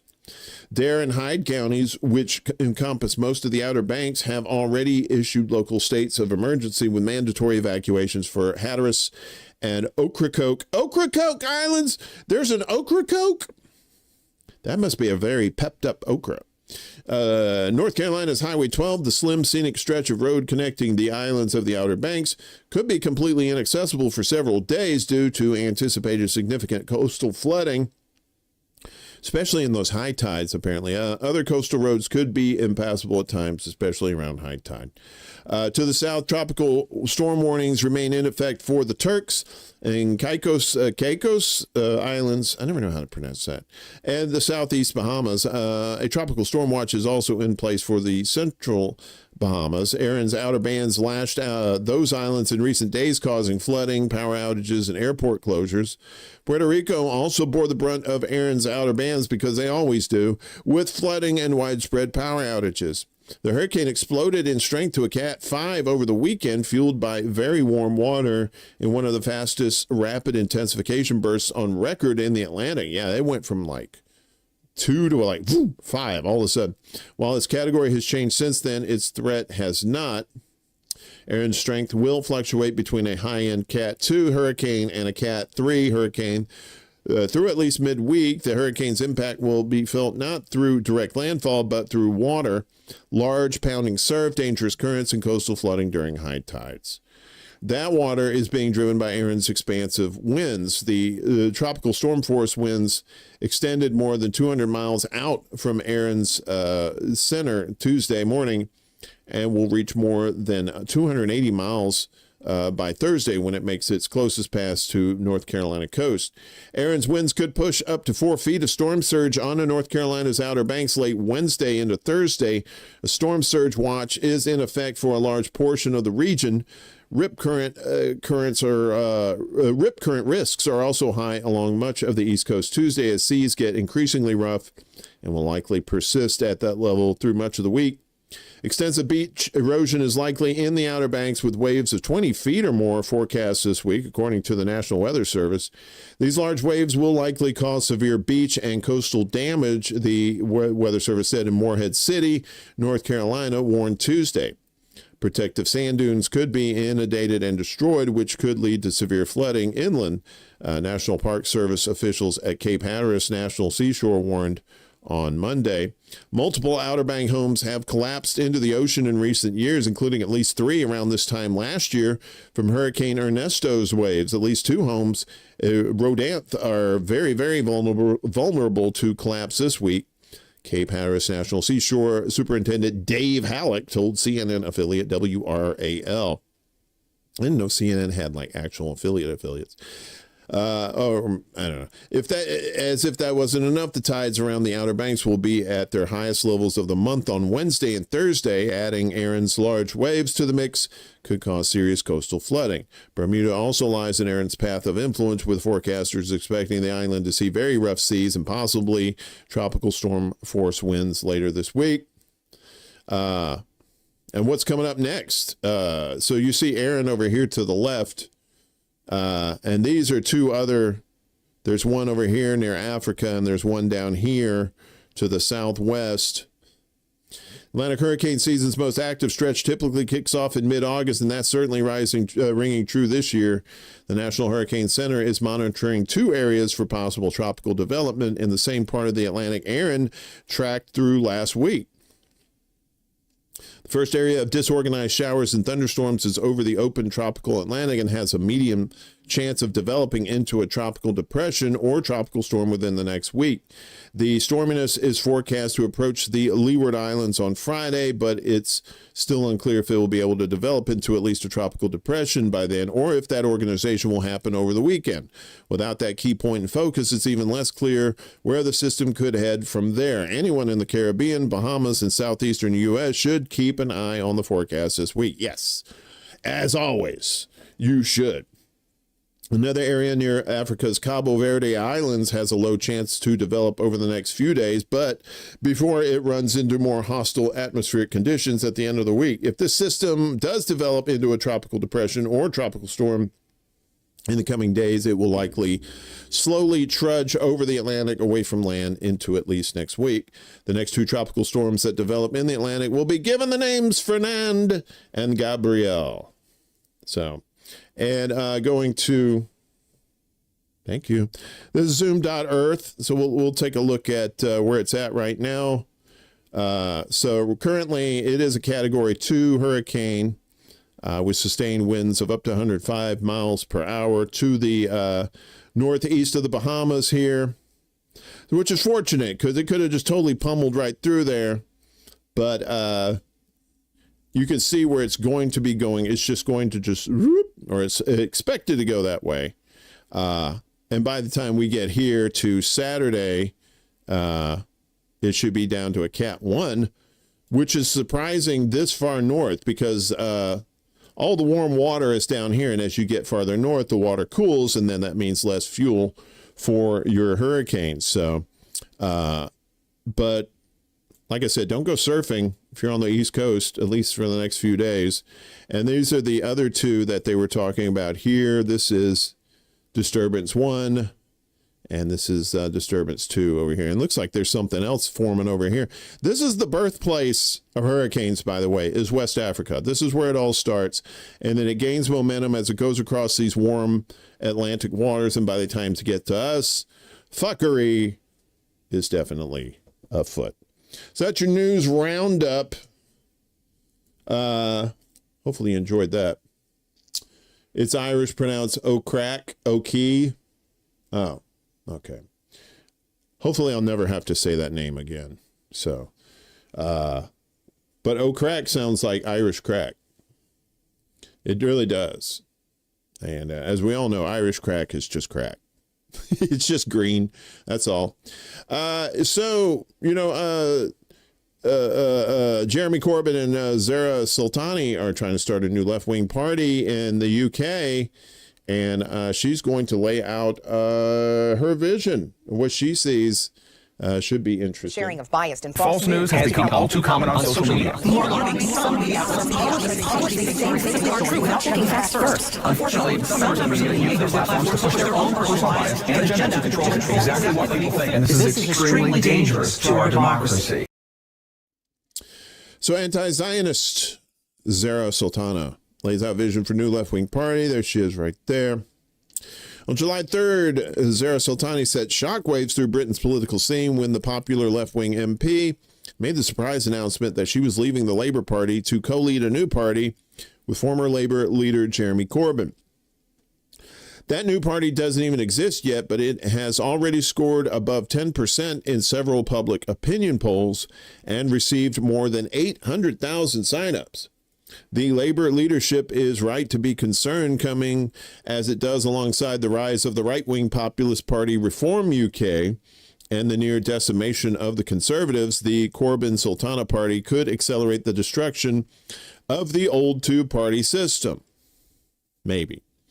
But the new grouping has been largely shrouded in mystery. It's still not clear what it will look like, and it doesn't even have a name. Now Sultana has given a series of unprecedented insights into her vision for the party. Significantly, she's gone to great lengths to distance it from Corbyn's leadership of Labour between 2015 and 2020. On Sunday, she declared loudly and proudly on social media that I'm, quote, I'm an anti-Zionist, quote, unquote, a political stance that has long been beyond the pale in mainstream British political discourse.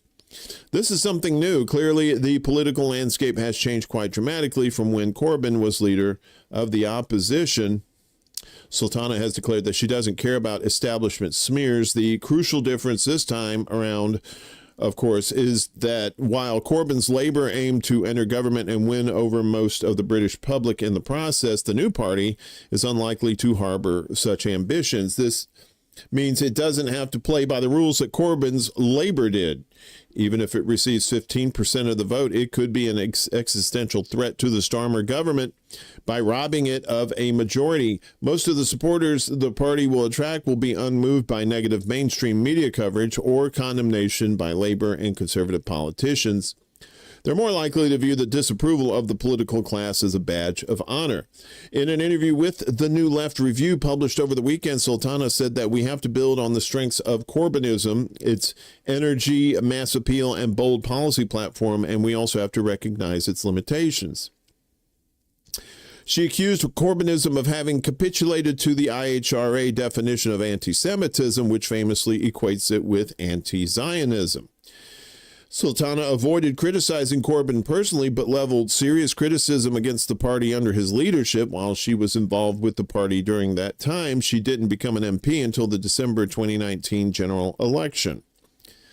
She said she heard from friends who had been at the top of Labour that it was in parts a highly dysfunctional working environment with toxicity and bullying, not from Jeremy, but from some other people around him. Yeah, that's the thing. If you're a candidate or wherever, you're only as strong as the people that you surround yourself with. The criticism came thick and fast in the interview. Sultana added that Corbynism didn't make a real effort to channel its mass membership into the labor movement or tenants unions, which would have enriched the party's social base. She continued, when it came under attack from the state and the media, it should have fought back, recognizing that these are our class enemies, but instead it was frightened and far too conciliatory. Corbyn, one of the most recognizable figures in Britain, has almost certainly been the biggest factor drawing people to the nascent party, but Sultana is evidently firmly asserting herself and her own position.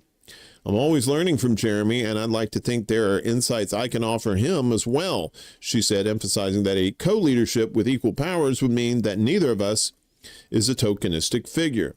So how important will prominent personalities be to the new party structure?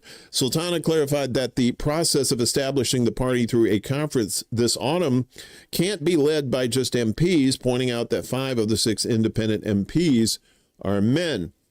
This shouldn't be what our party looks like going forward, as she told the New Left Review, adding that the committee that's organizing the conference should be gender balanced as well as racially and regionally diverse, all with an equal stake in voting rights. And to hammer the point home, anything less would be a boys' club. Significantly, Sultana has also put an end to rumors that the new party won't be a real party at all, but rather a sort of federation or movement. A lot of unofficial local groups have also been springing up since we announced the party, but we will be formalizing our structures at the upcoming conference, she said. The overall party structure has to be unitary, otherwise it won't be a cohesive project that unites the existing spectrum of movements and struggles. A federation will not be as able to galvanize people or go on the offensive. It could end up being little more than a loose collection of different groups rather than a powerful united bloc. This is all quite emphatic. The new party aims to be powerful and united. It will be established through an open and pluralistic conference, which will break the conventions of British politics. Moreover, it is clearly moored to a broader left-wing and anti-establishment vision for society. We don't just want electoralism. We want a project that's tied into tenants' unions, labor organizing, the fight to defend NHS from privatization, it's the National Health Service, and the Palestine Solidarity Movement. And the ultimate aim, the goal is to change politics forever. No one can accuse the independents of aiming too low. And, 800,000 people in the UK, that's a pretty good chunk of people. as you know, and I'm interested to see how this works in the UK, right? They've tried this here in the United States. You know, the Green Party and various other parties tried to unite people, and then they end up, what do? They end up not ostracizing, but just turning people off to them, because there's a lot of in-party fighting, and a lot of times it just ends up being just some sort of fundraiser thing, and it doesn't really go anywhere, especially built on this current system that we have now, right? Where basically, even if you did have a decent third party, you know, you'd have the more force of a third party would have to come from inside the House and the Senate rather than as the president, right? Although the president would be nice.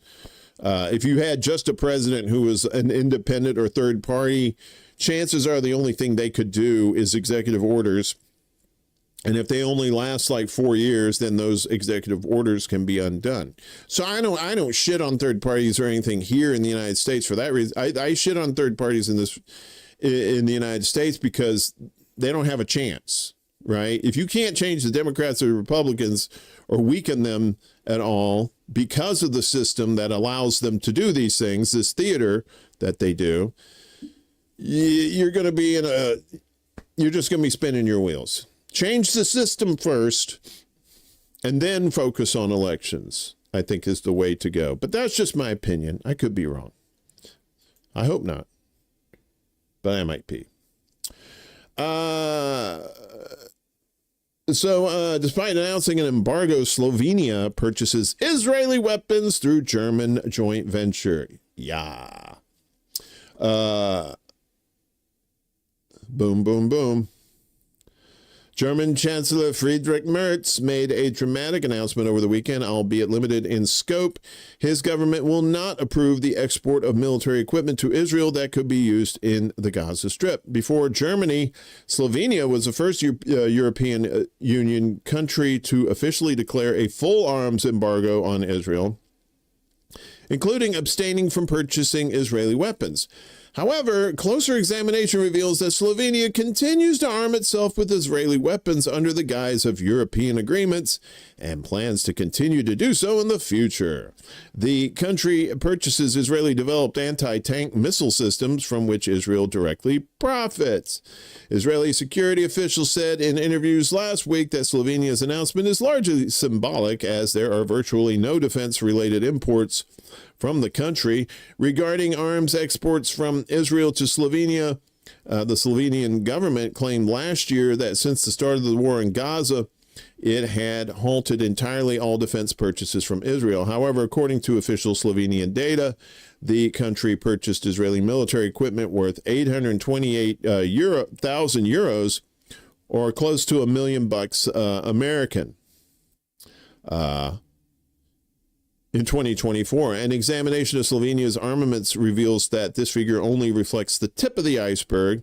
Not reflected in the Slovenian procurement data are the anti-tank missile systems used by its army, developed in Israel and produced fully or partly by companies owned by the Israeli state. Slovenia continues to purchase these systems to this day. The arms trade between the two countries goes back several decades. In the 90s, Slovenia purchased the Super Dvora, that was my nickname in college, fast patrol boat from the Israeli aerospace industries, and later acquired mobile radar systems from IAI subsidiary Elta Systems. For air defense, towed artillery guns and mortars from Soltam Systems, owned by Elbit, as well as Elbit's own artillery fire control systems. Elbit was also responsible for the upgrade project of T-55 tanks, which Slovenia transferred to Ukraine in September 2022. All these systems mainly require ongoing maintenance from Israeli suppliers. A 2023 report from the Slovenian Defense Ministry shows that this is no minor issue. According to the report, Elbit did not respond to inquiries from Slovenia, preventing the country from finalizing new contracts. Moreover, there is a shortage of skilled personnel. A closer look at Slovenia's anti-tank arsenal reveals an even clearer Israeli connection.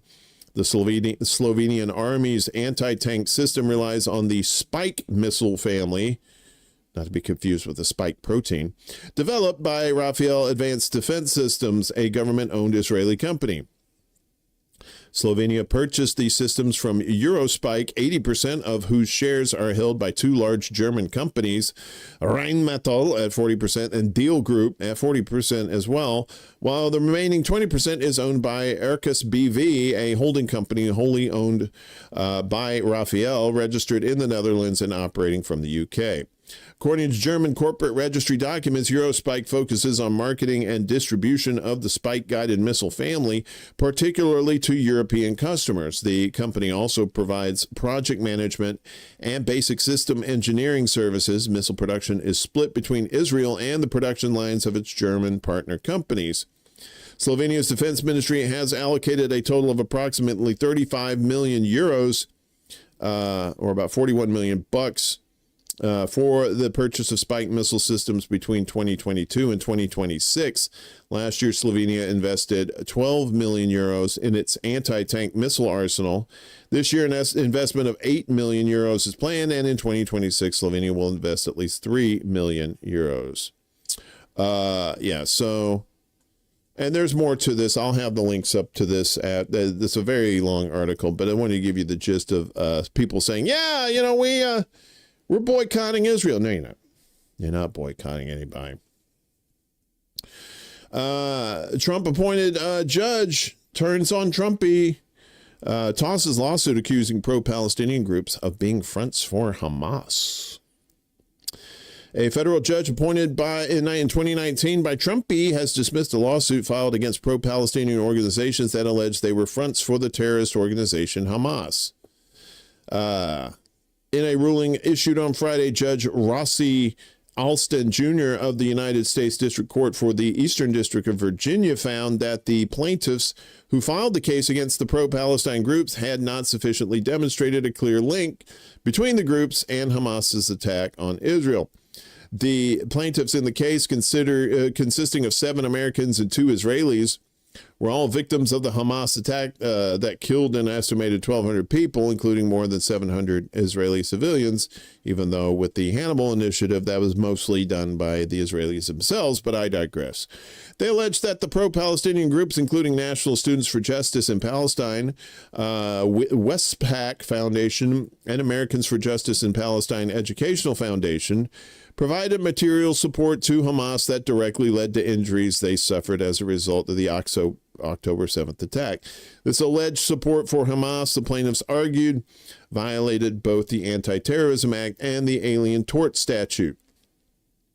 However, after examining all the evidence presented by the plaintiffs, Alston found that they had not proven their claim and that the organizations in question provide ongoing, continuous, systematic, and material support for Hamas and its affiliates.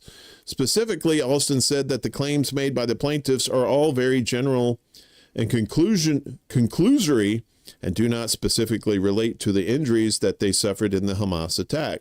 Although plaintiffs conclude that defendants have aided and abetted Hamas by providing it with material support, despite knowledge of Hamas's terrorist activity before, during, and after October 7th terrorist attack, plaintiffs do not allege that any planning, preparation, funding, or execution of the attack or any violations of international law by Hamas occurred in the United States. Alston emphasized. None of the direct attackers are alleged to be citizens of the United States. Alston also, unconvinced by the plaintiffs' claims that the pro-Palestinian organizations act as Hamas's public relations division, recruiting domestic foot soldiers to disseminate Hamas's propaganda. Yeah, you see all these Hamas foot soldiers here in this. There's one right there. Hey, get out of there. And he similarly dismissed them as vague and conclusory. He then said that the plaintiffs did not establish that these public relations activities purportedly done on behalf of Hamas had aided and abetted Hamas in carrying out the specific October 7, 2023 attack or subsequent or continuing Hamas violations that caused the Israeli plaintiffs injuries. Alston concluded by dismissing the plaintiff's case without prejudice, meaning they are free to file an amended lawsuit against the plaintiffs within 30 days of the judge's ruling. So not dismissed entirely, but just change it up. Meanwhile, Australia bans entry of Israeli politicians who called Gaza children enemies. The children. The children. Who, me? Look at his hair. That's the way my hair is going to go. My hair is starting to go back like that. And I'm going to have that little island of hair. Just like Charlie Brown, he has that little...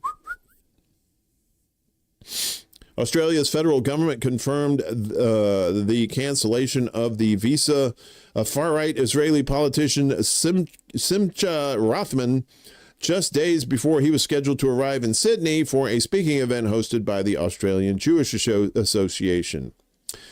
The decision bars Rothman from entering Australia and includes a 3-year ban on reapplying for a visa, a condition that can accompany cancellations depending on the grounds. Australian Home Affairs Minister Tony Burke said the government would not allow figures who intend to create discord into the country. Our government takes a hard line on people who seek to come to our country and spread division, he said. If you are coming to Australia to spread a message of hate and division, we don't want you here, Burke added. Under our government, Australia will be a country where everyone can be safe and feel safe. Unless there's a pandemic, then all bets are off. Rothman is a far-right Israeli parliamentarian from the Mafdal Religious Zionism Party, a member of Israeli Prime Minister Benjamin Netanyahu's coalition, of course. The fucking Legion of Doom. In a May interview with the UK's Channel 4, as well as in other documented positions, he described children in Gaza as enemies. He denied claims of starvation in the Strip, of course, and urged Britain to let Palestinians run away while insisting they must never enter Israel because they are our enemies. He is also an outspoken opponent of the two-state solution, supporting U.S. President Trump's plan to forcibly displace Palestinians from Gaza. Rothman has also backed the symbolic Knesset motion to impose Israeli sovereignty on the occupied West Bank and drafted a bill to rename the territory Judea and Samaria, as well as spearheaded judicial reforms to weaken Israel's Supreme Court that triggered mass protests back in 2023. Rothman's visit was promoted as a solidarity tour by AJA, which had scheduled 2 public events in Sydney and Melbourne and 2 private gatherings. The group said the trip was intended to show support for Australia's Jewish community, claiming that Australian Jews are experiencing unprecedented anti-Semitism. I'm pretty sure the Australian Zionists are the ones who are experiencing unprecedented anti-Semitism, if we're being real. HAA Chief Executive Robert Gregory defended the invitation, insisting it was not connected to current events in the Middle East. No. Rothman denounced the cancellation as clear and blatant anti-Semitism that gives a boost to terrorism. Israeli National Security Minister Itamar Ben-Gvir went further, accusing Canberra of active support for Hamas and terrorists and branding the ban a historical stain and a shame. In Australia, Liberal Senator Dave Sharma questioned the decision, saying that elected representatives from democratic nations should always be granted the visa. By contrast, the Progressive Jewish Council of Australia said it was deeply concerned by Rothman's planned visit, calling it an effort to encourage support for the Israeli government. Winner, winner, chicken dinner. That's what it is, y'all. What is he going to come down there and just say, hey, what's the deal with matzo balls? No, he's coming down there to promote Israel. Come on. Born at night, just not last night. Meanwhile, Captain Israel ass licker Mike Huckabee, U.S. does not oppose Israeli development of West Bank settlements, Huckabee says. Buy my pills. U.S. Ambassador to Israel told Israeli Army radio on Monday that massive development of the occupied West Bank was not a violation of international law and the U.S. would not oppose it. While Mike Huckabee's comments referred to the occupied Palestinian territory in totality, he also specifically addressed the proposed settlement of the E1 area of occupied Jerusalem. Whether or not there should be massive development in E1 is a decision for the government of Israel to make. You know what I'm saying? Ding. Huckabee chawed. We would not try to evacuate the good and the bad of that, but simply just say that as a general rule, it's not a violation of international law, which it totally is a violation of international law, according to the UN. It's just not a violation of international law, according to his cornpone ass. It's also, I think, incumbent on all of us to recognize that Israelis have a right to live in Israel. Omar Shakir, the Israel and Palestine Director of Human Rights Watch, told Middle East Eye that settlement expansion was a violation of international law and a war crime. The answer is yes. The transfer of an occupying power civilian population to a militarily occupied territory violates the Fourth Geneva Convention and, under the Rome Statute of the International Criminal Court, is a war crime. Huckabitch is what he should be called. Shakir also said the U.S. was a signatory to the Geneva Convention, but the Fourth Geneva Convention has the status of customary international law, making it applicable universally. In 2020, the European Union and 15 European countries denounced the plans to develop E1 in a protest letter, the second of its kind. Oh, those strongly worded letters. Settlements are illegal under international humanitarian law. Any further settlement construction in this strategically sensitive area will have a devastating impact on a contiguous Palestinian state, as well as severely undermining the possibility of a negotiated two-state solution in line with internationally agreed parameters, the letter said.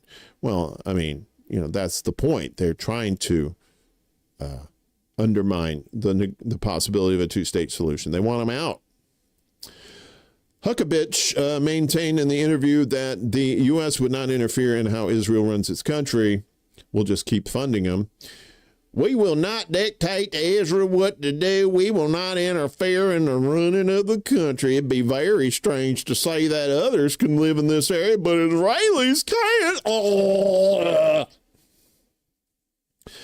Huckabitch's comments come after Finance Minister Bezalel Smotrich announced on Thursday that he was planning to relaunch the E1 area settlement project that would see the construction of thousands of new housing units in the E1 area east of Jerusalem.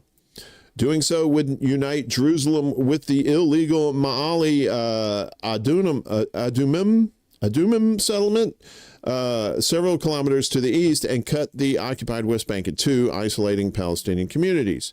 During his announcement, Smotrich praised the proposal as a reality that buries the idea of a Palestinian state because there's nothing to recognize and no one to recognize it.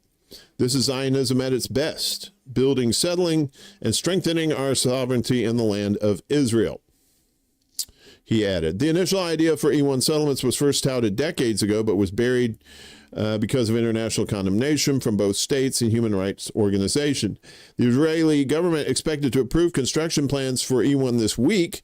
The UN urged Israel not to start any work on the settlement.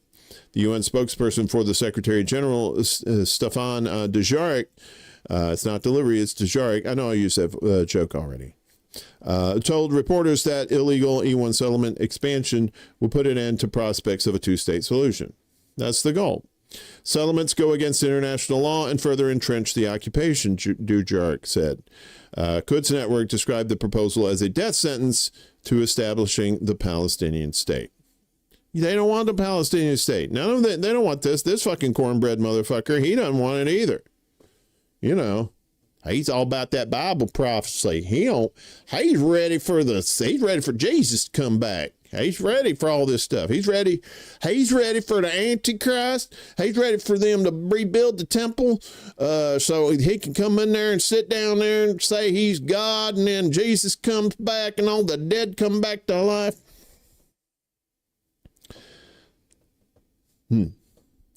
Second most powerful House Democrat calls Israel's genocide a genocide. Hey, how about that? She found out water was wet and sky blue. Democratic whip. What's a whip? I don't want to know. Catherine Clark of Massachusetts called Israel's war on Gaza a genocide Thursday night, making her the highest-ranking House Democratic official to do so. We have to continue to have an open heart about how we do this, how we do it effectively, and how we take action in time to make a difference, whether that is stopping the starvation and genocide and destruction of Gaza, or whether that means we are working together to stop the redistricting that's going on, taking away the vote from people in order to retain power. And it's exhausting to do all of it, but we have to, Clark said at an event hosted by the Quaker organization Friends Committee on National Legislation. Up to this point, Clark has largely aligned with the rest of Democratic leadership on Israel's war, expressing a concern for civilian harm, advocating for an end to the hostilities, and eventually calling for a ceasefire and criticizing the Bibi government. But she has fallen short of advocating for conditioning or ending aid to Israel or supporting resolutions like Representative Delia Ramirez's Block the Bombs Act. AIPAC features Clark on their website alongside the 5 other top Republicans and Democrats in the House with the caption, "We stand with those who stand with Israel." Joy Lee, Clark's spokesperson, said in a statement that the House Democratic Whip's position on the war has not changed. The Israeli and Palestinian people deserve security and peace. It can only be achieved through a permanent ceasefire, the immediate return of the remaining hostages, and a surge of humanitarian aid to Gaza, Lee added. It should not be controversial to say that Israeli children did not deserve to be kidnapped and murdered by Hamas, nor should it be controversial to say that Palestinian children who bear no responsibility for Hamas's atrocities do not deserve to be killed by war or starvation. Clark's comments that Israel is committing genocide in Gaza only underscore how far the Democratic Party is being pressured by the public to move from its previous friendly conventions with Israeli leadership. The offices of other members of Democratic leadership, Leader Hakeem Jeffries and Representatives Pete Aguilar, Ted Lieu, and Joe Neguse, did not immediately respond to requests for comment. So here are now the 15 members of Congress calling Israel's genocide a genocide. And here we go. So Rashida Tlaib, AOC, Ilhan Omar, Ayanna Presley, Summer Lee. Summer Lee makes me feel fine. Al Green. Yeah, not that Al Green. Delia Ramirez, Bonnie Watson Coleman, John Garamendi, Betty McCollum, Marjorie Taylor Greene, Hank Johnson, Pramila Jayapal, and Catherine Clark. So once again, talkie, but no walkie. Let's do some actions instead of just talking shit.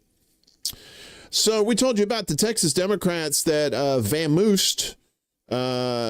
They left the Texas House so they couldn't form a quorum so that the Republicans can gerrymander 5 more districts for themselves. Well, they came back, I guess, after the session was over. But basically, there's something wild's happening. Essentially kidnapping Texas Democrat barred from leaving Capitol building without an escort.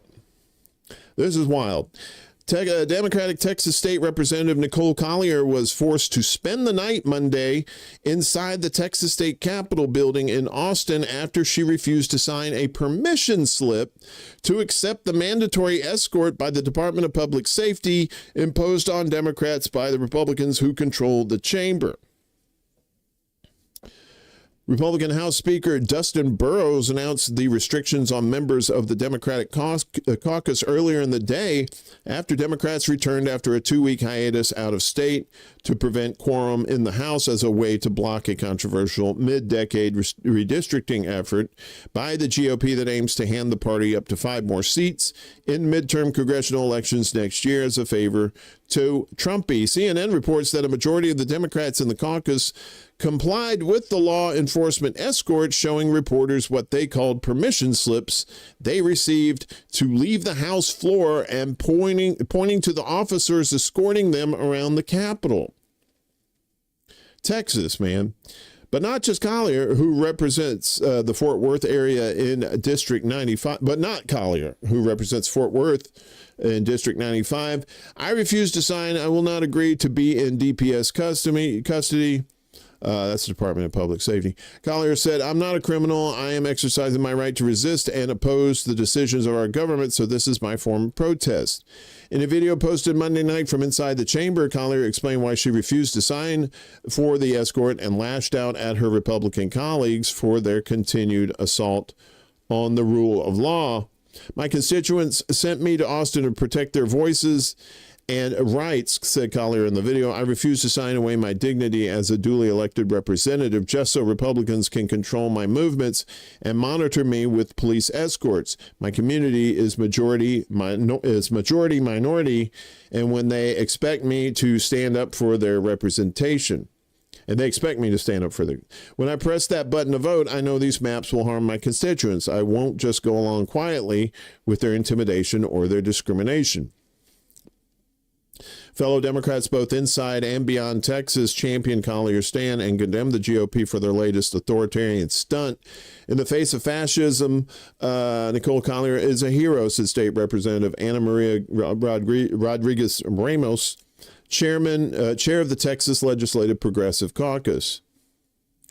Seth Harp, a Democrat running for Congress in Florida this cycle, accused Texas Republicans of just absolutely destroying the Fourth Amendment, which bars unreasonable searches and seizures by the government. It's essentially kidnapping and taking a hostage, Harp added. Hey, GOP asks how much do you hate the Constitution? Representative Jasmine Crockett, who previously served in the state's legislature, also condemned the move by Burrows and his fellow Republicans. Let me be clear. Locking Representative Nicole Collier inside the chamber is beyond outrageous, Crockett declared in a social media post Monday evening. Forcing elected officials to sign permission slips and take police escorts to leave, that's not procedure, she said. That's some old Jim Crow playbook. Texas Republicans have lost their damn minds. I know she wanted to say that's some old Jim Crow bullshit, but she's just trying to keep it civil. Not me. I call it bullshit. That's crazy. Locked her in the Capitol because she refused police service. Crazy. Where are we at here? We're almost done. We're getting close to the end. I thought this would be a lot longer. That's what she said. But not to me. No, it was definitely towards me. So MSNBC reveals new name as part of fuckery. As part of corporate divorce from NBC. Look at the MSNBC. MS Now. My Source News Opinion World. See, that's the My Source News Opinion World. Some dumb shit. I throw this in at the end just for funsies. The MSNBC News Network has said it will change its name to become My Source News Opinion World, or MS Now for short, as part of its corporate divorce from NBC and Microsoft, apparently. The TV network, which appeals to liberal audiences with a stable of personalities, including Rachel Maddow, Erin Melber, and Nicole Wallace, made the announcement on Monday. Pardon me.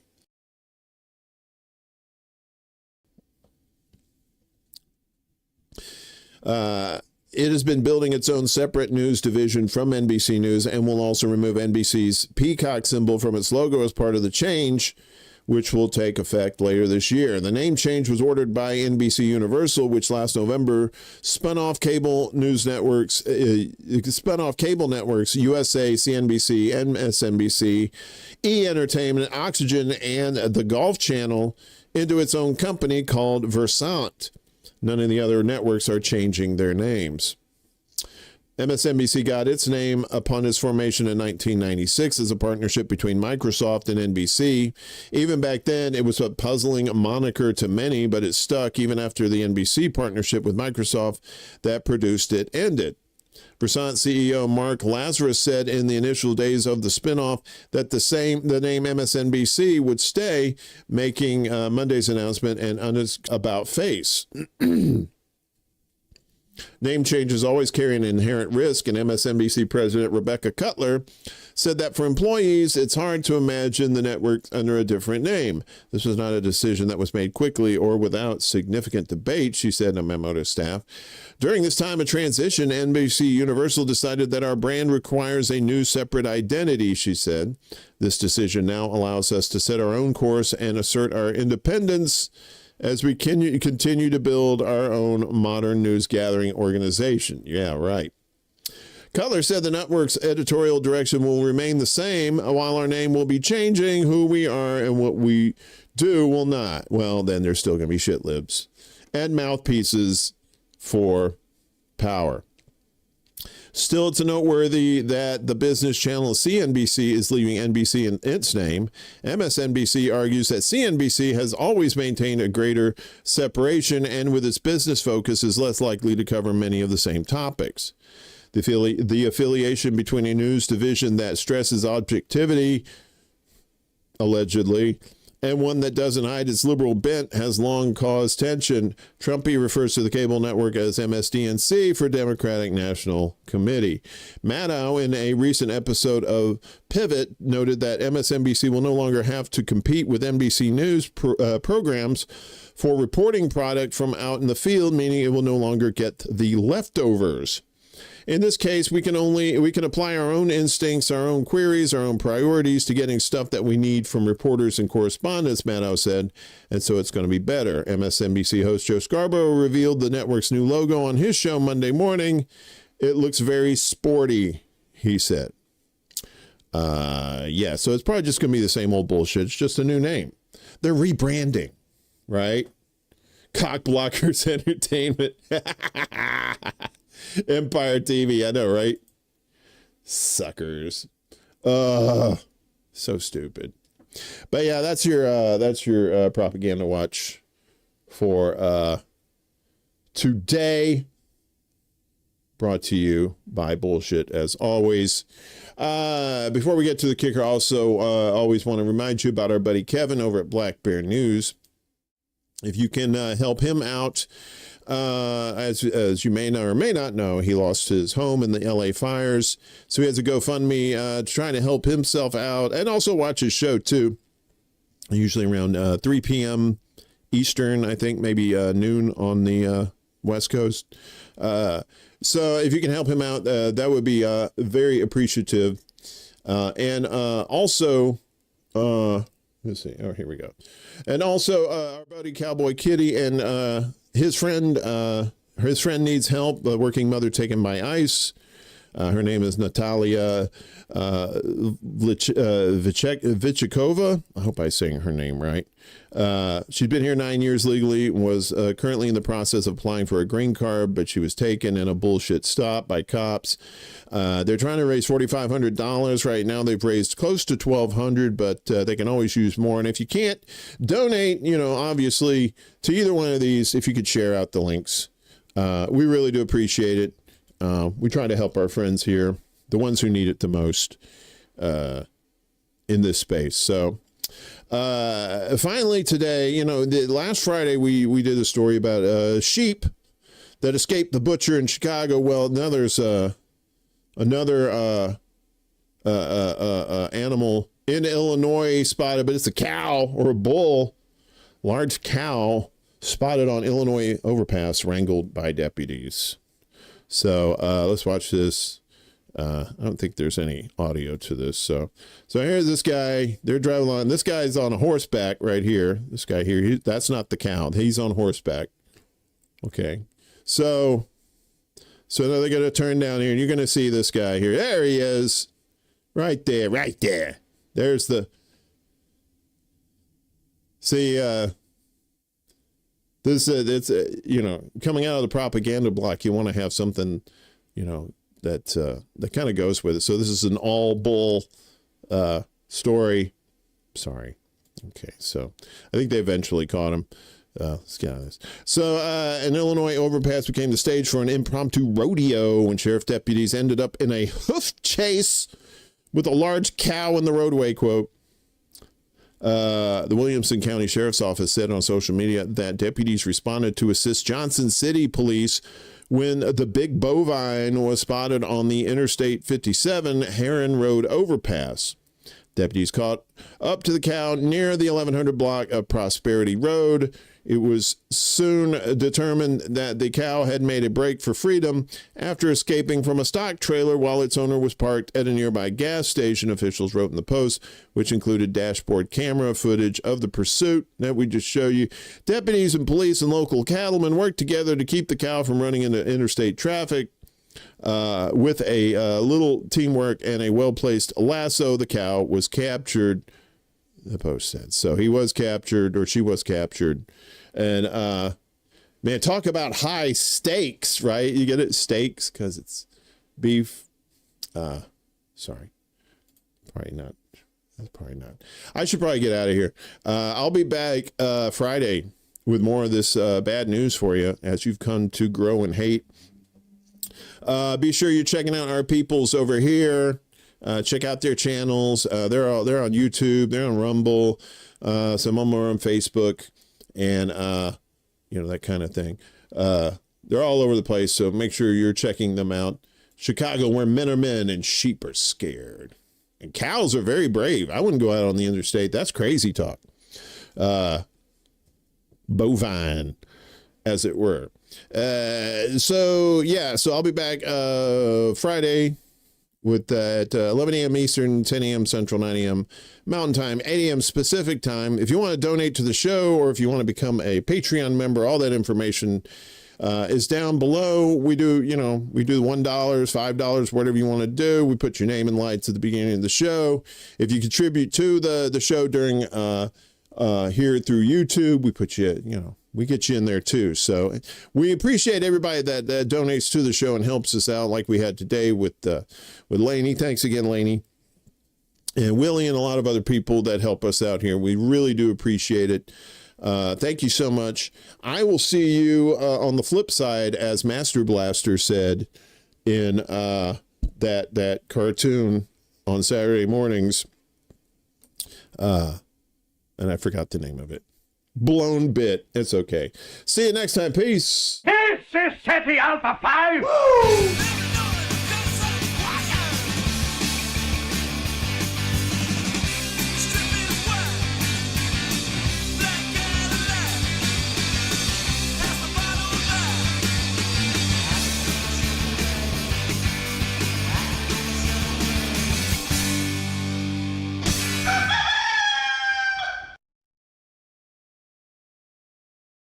Soon.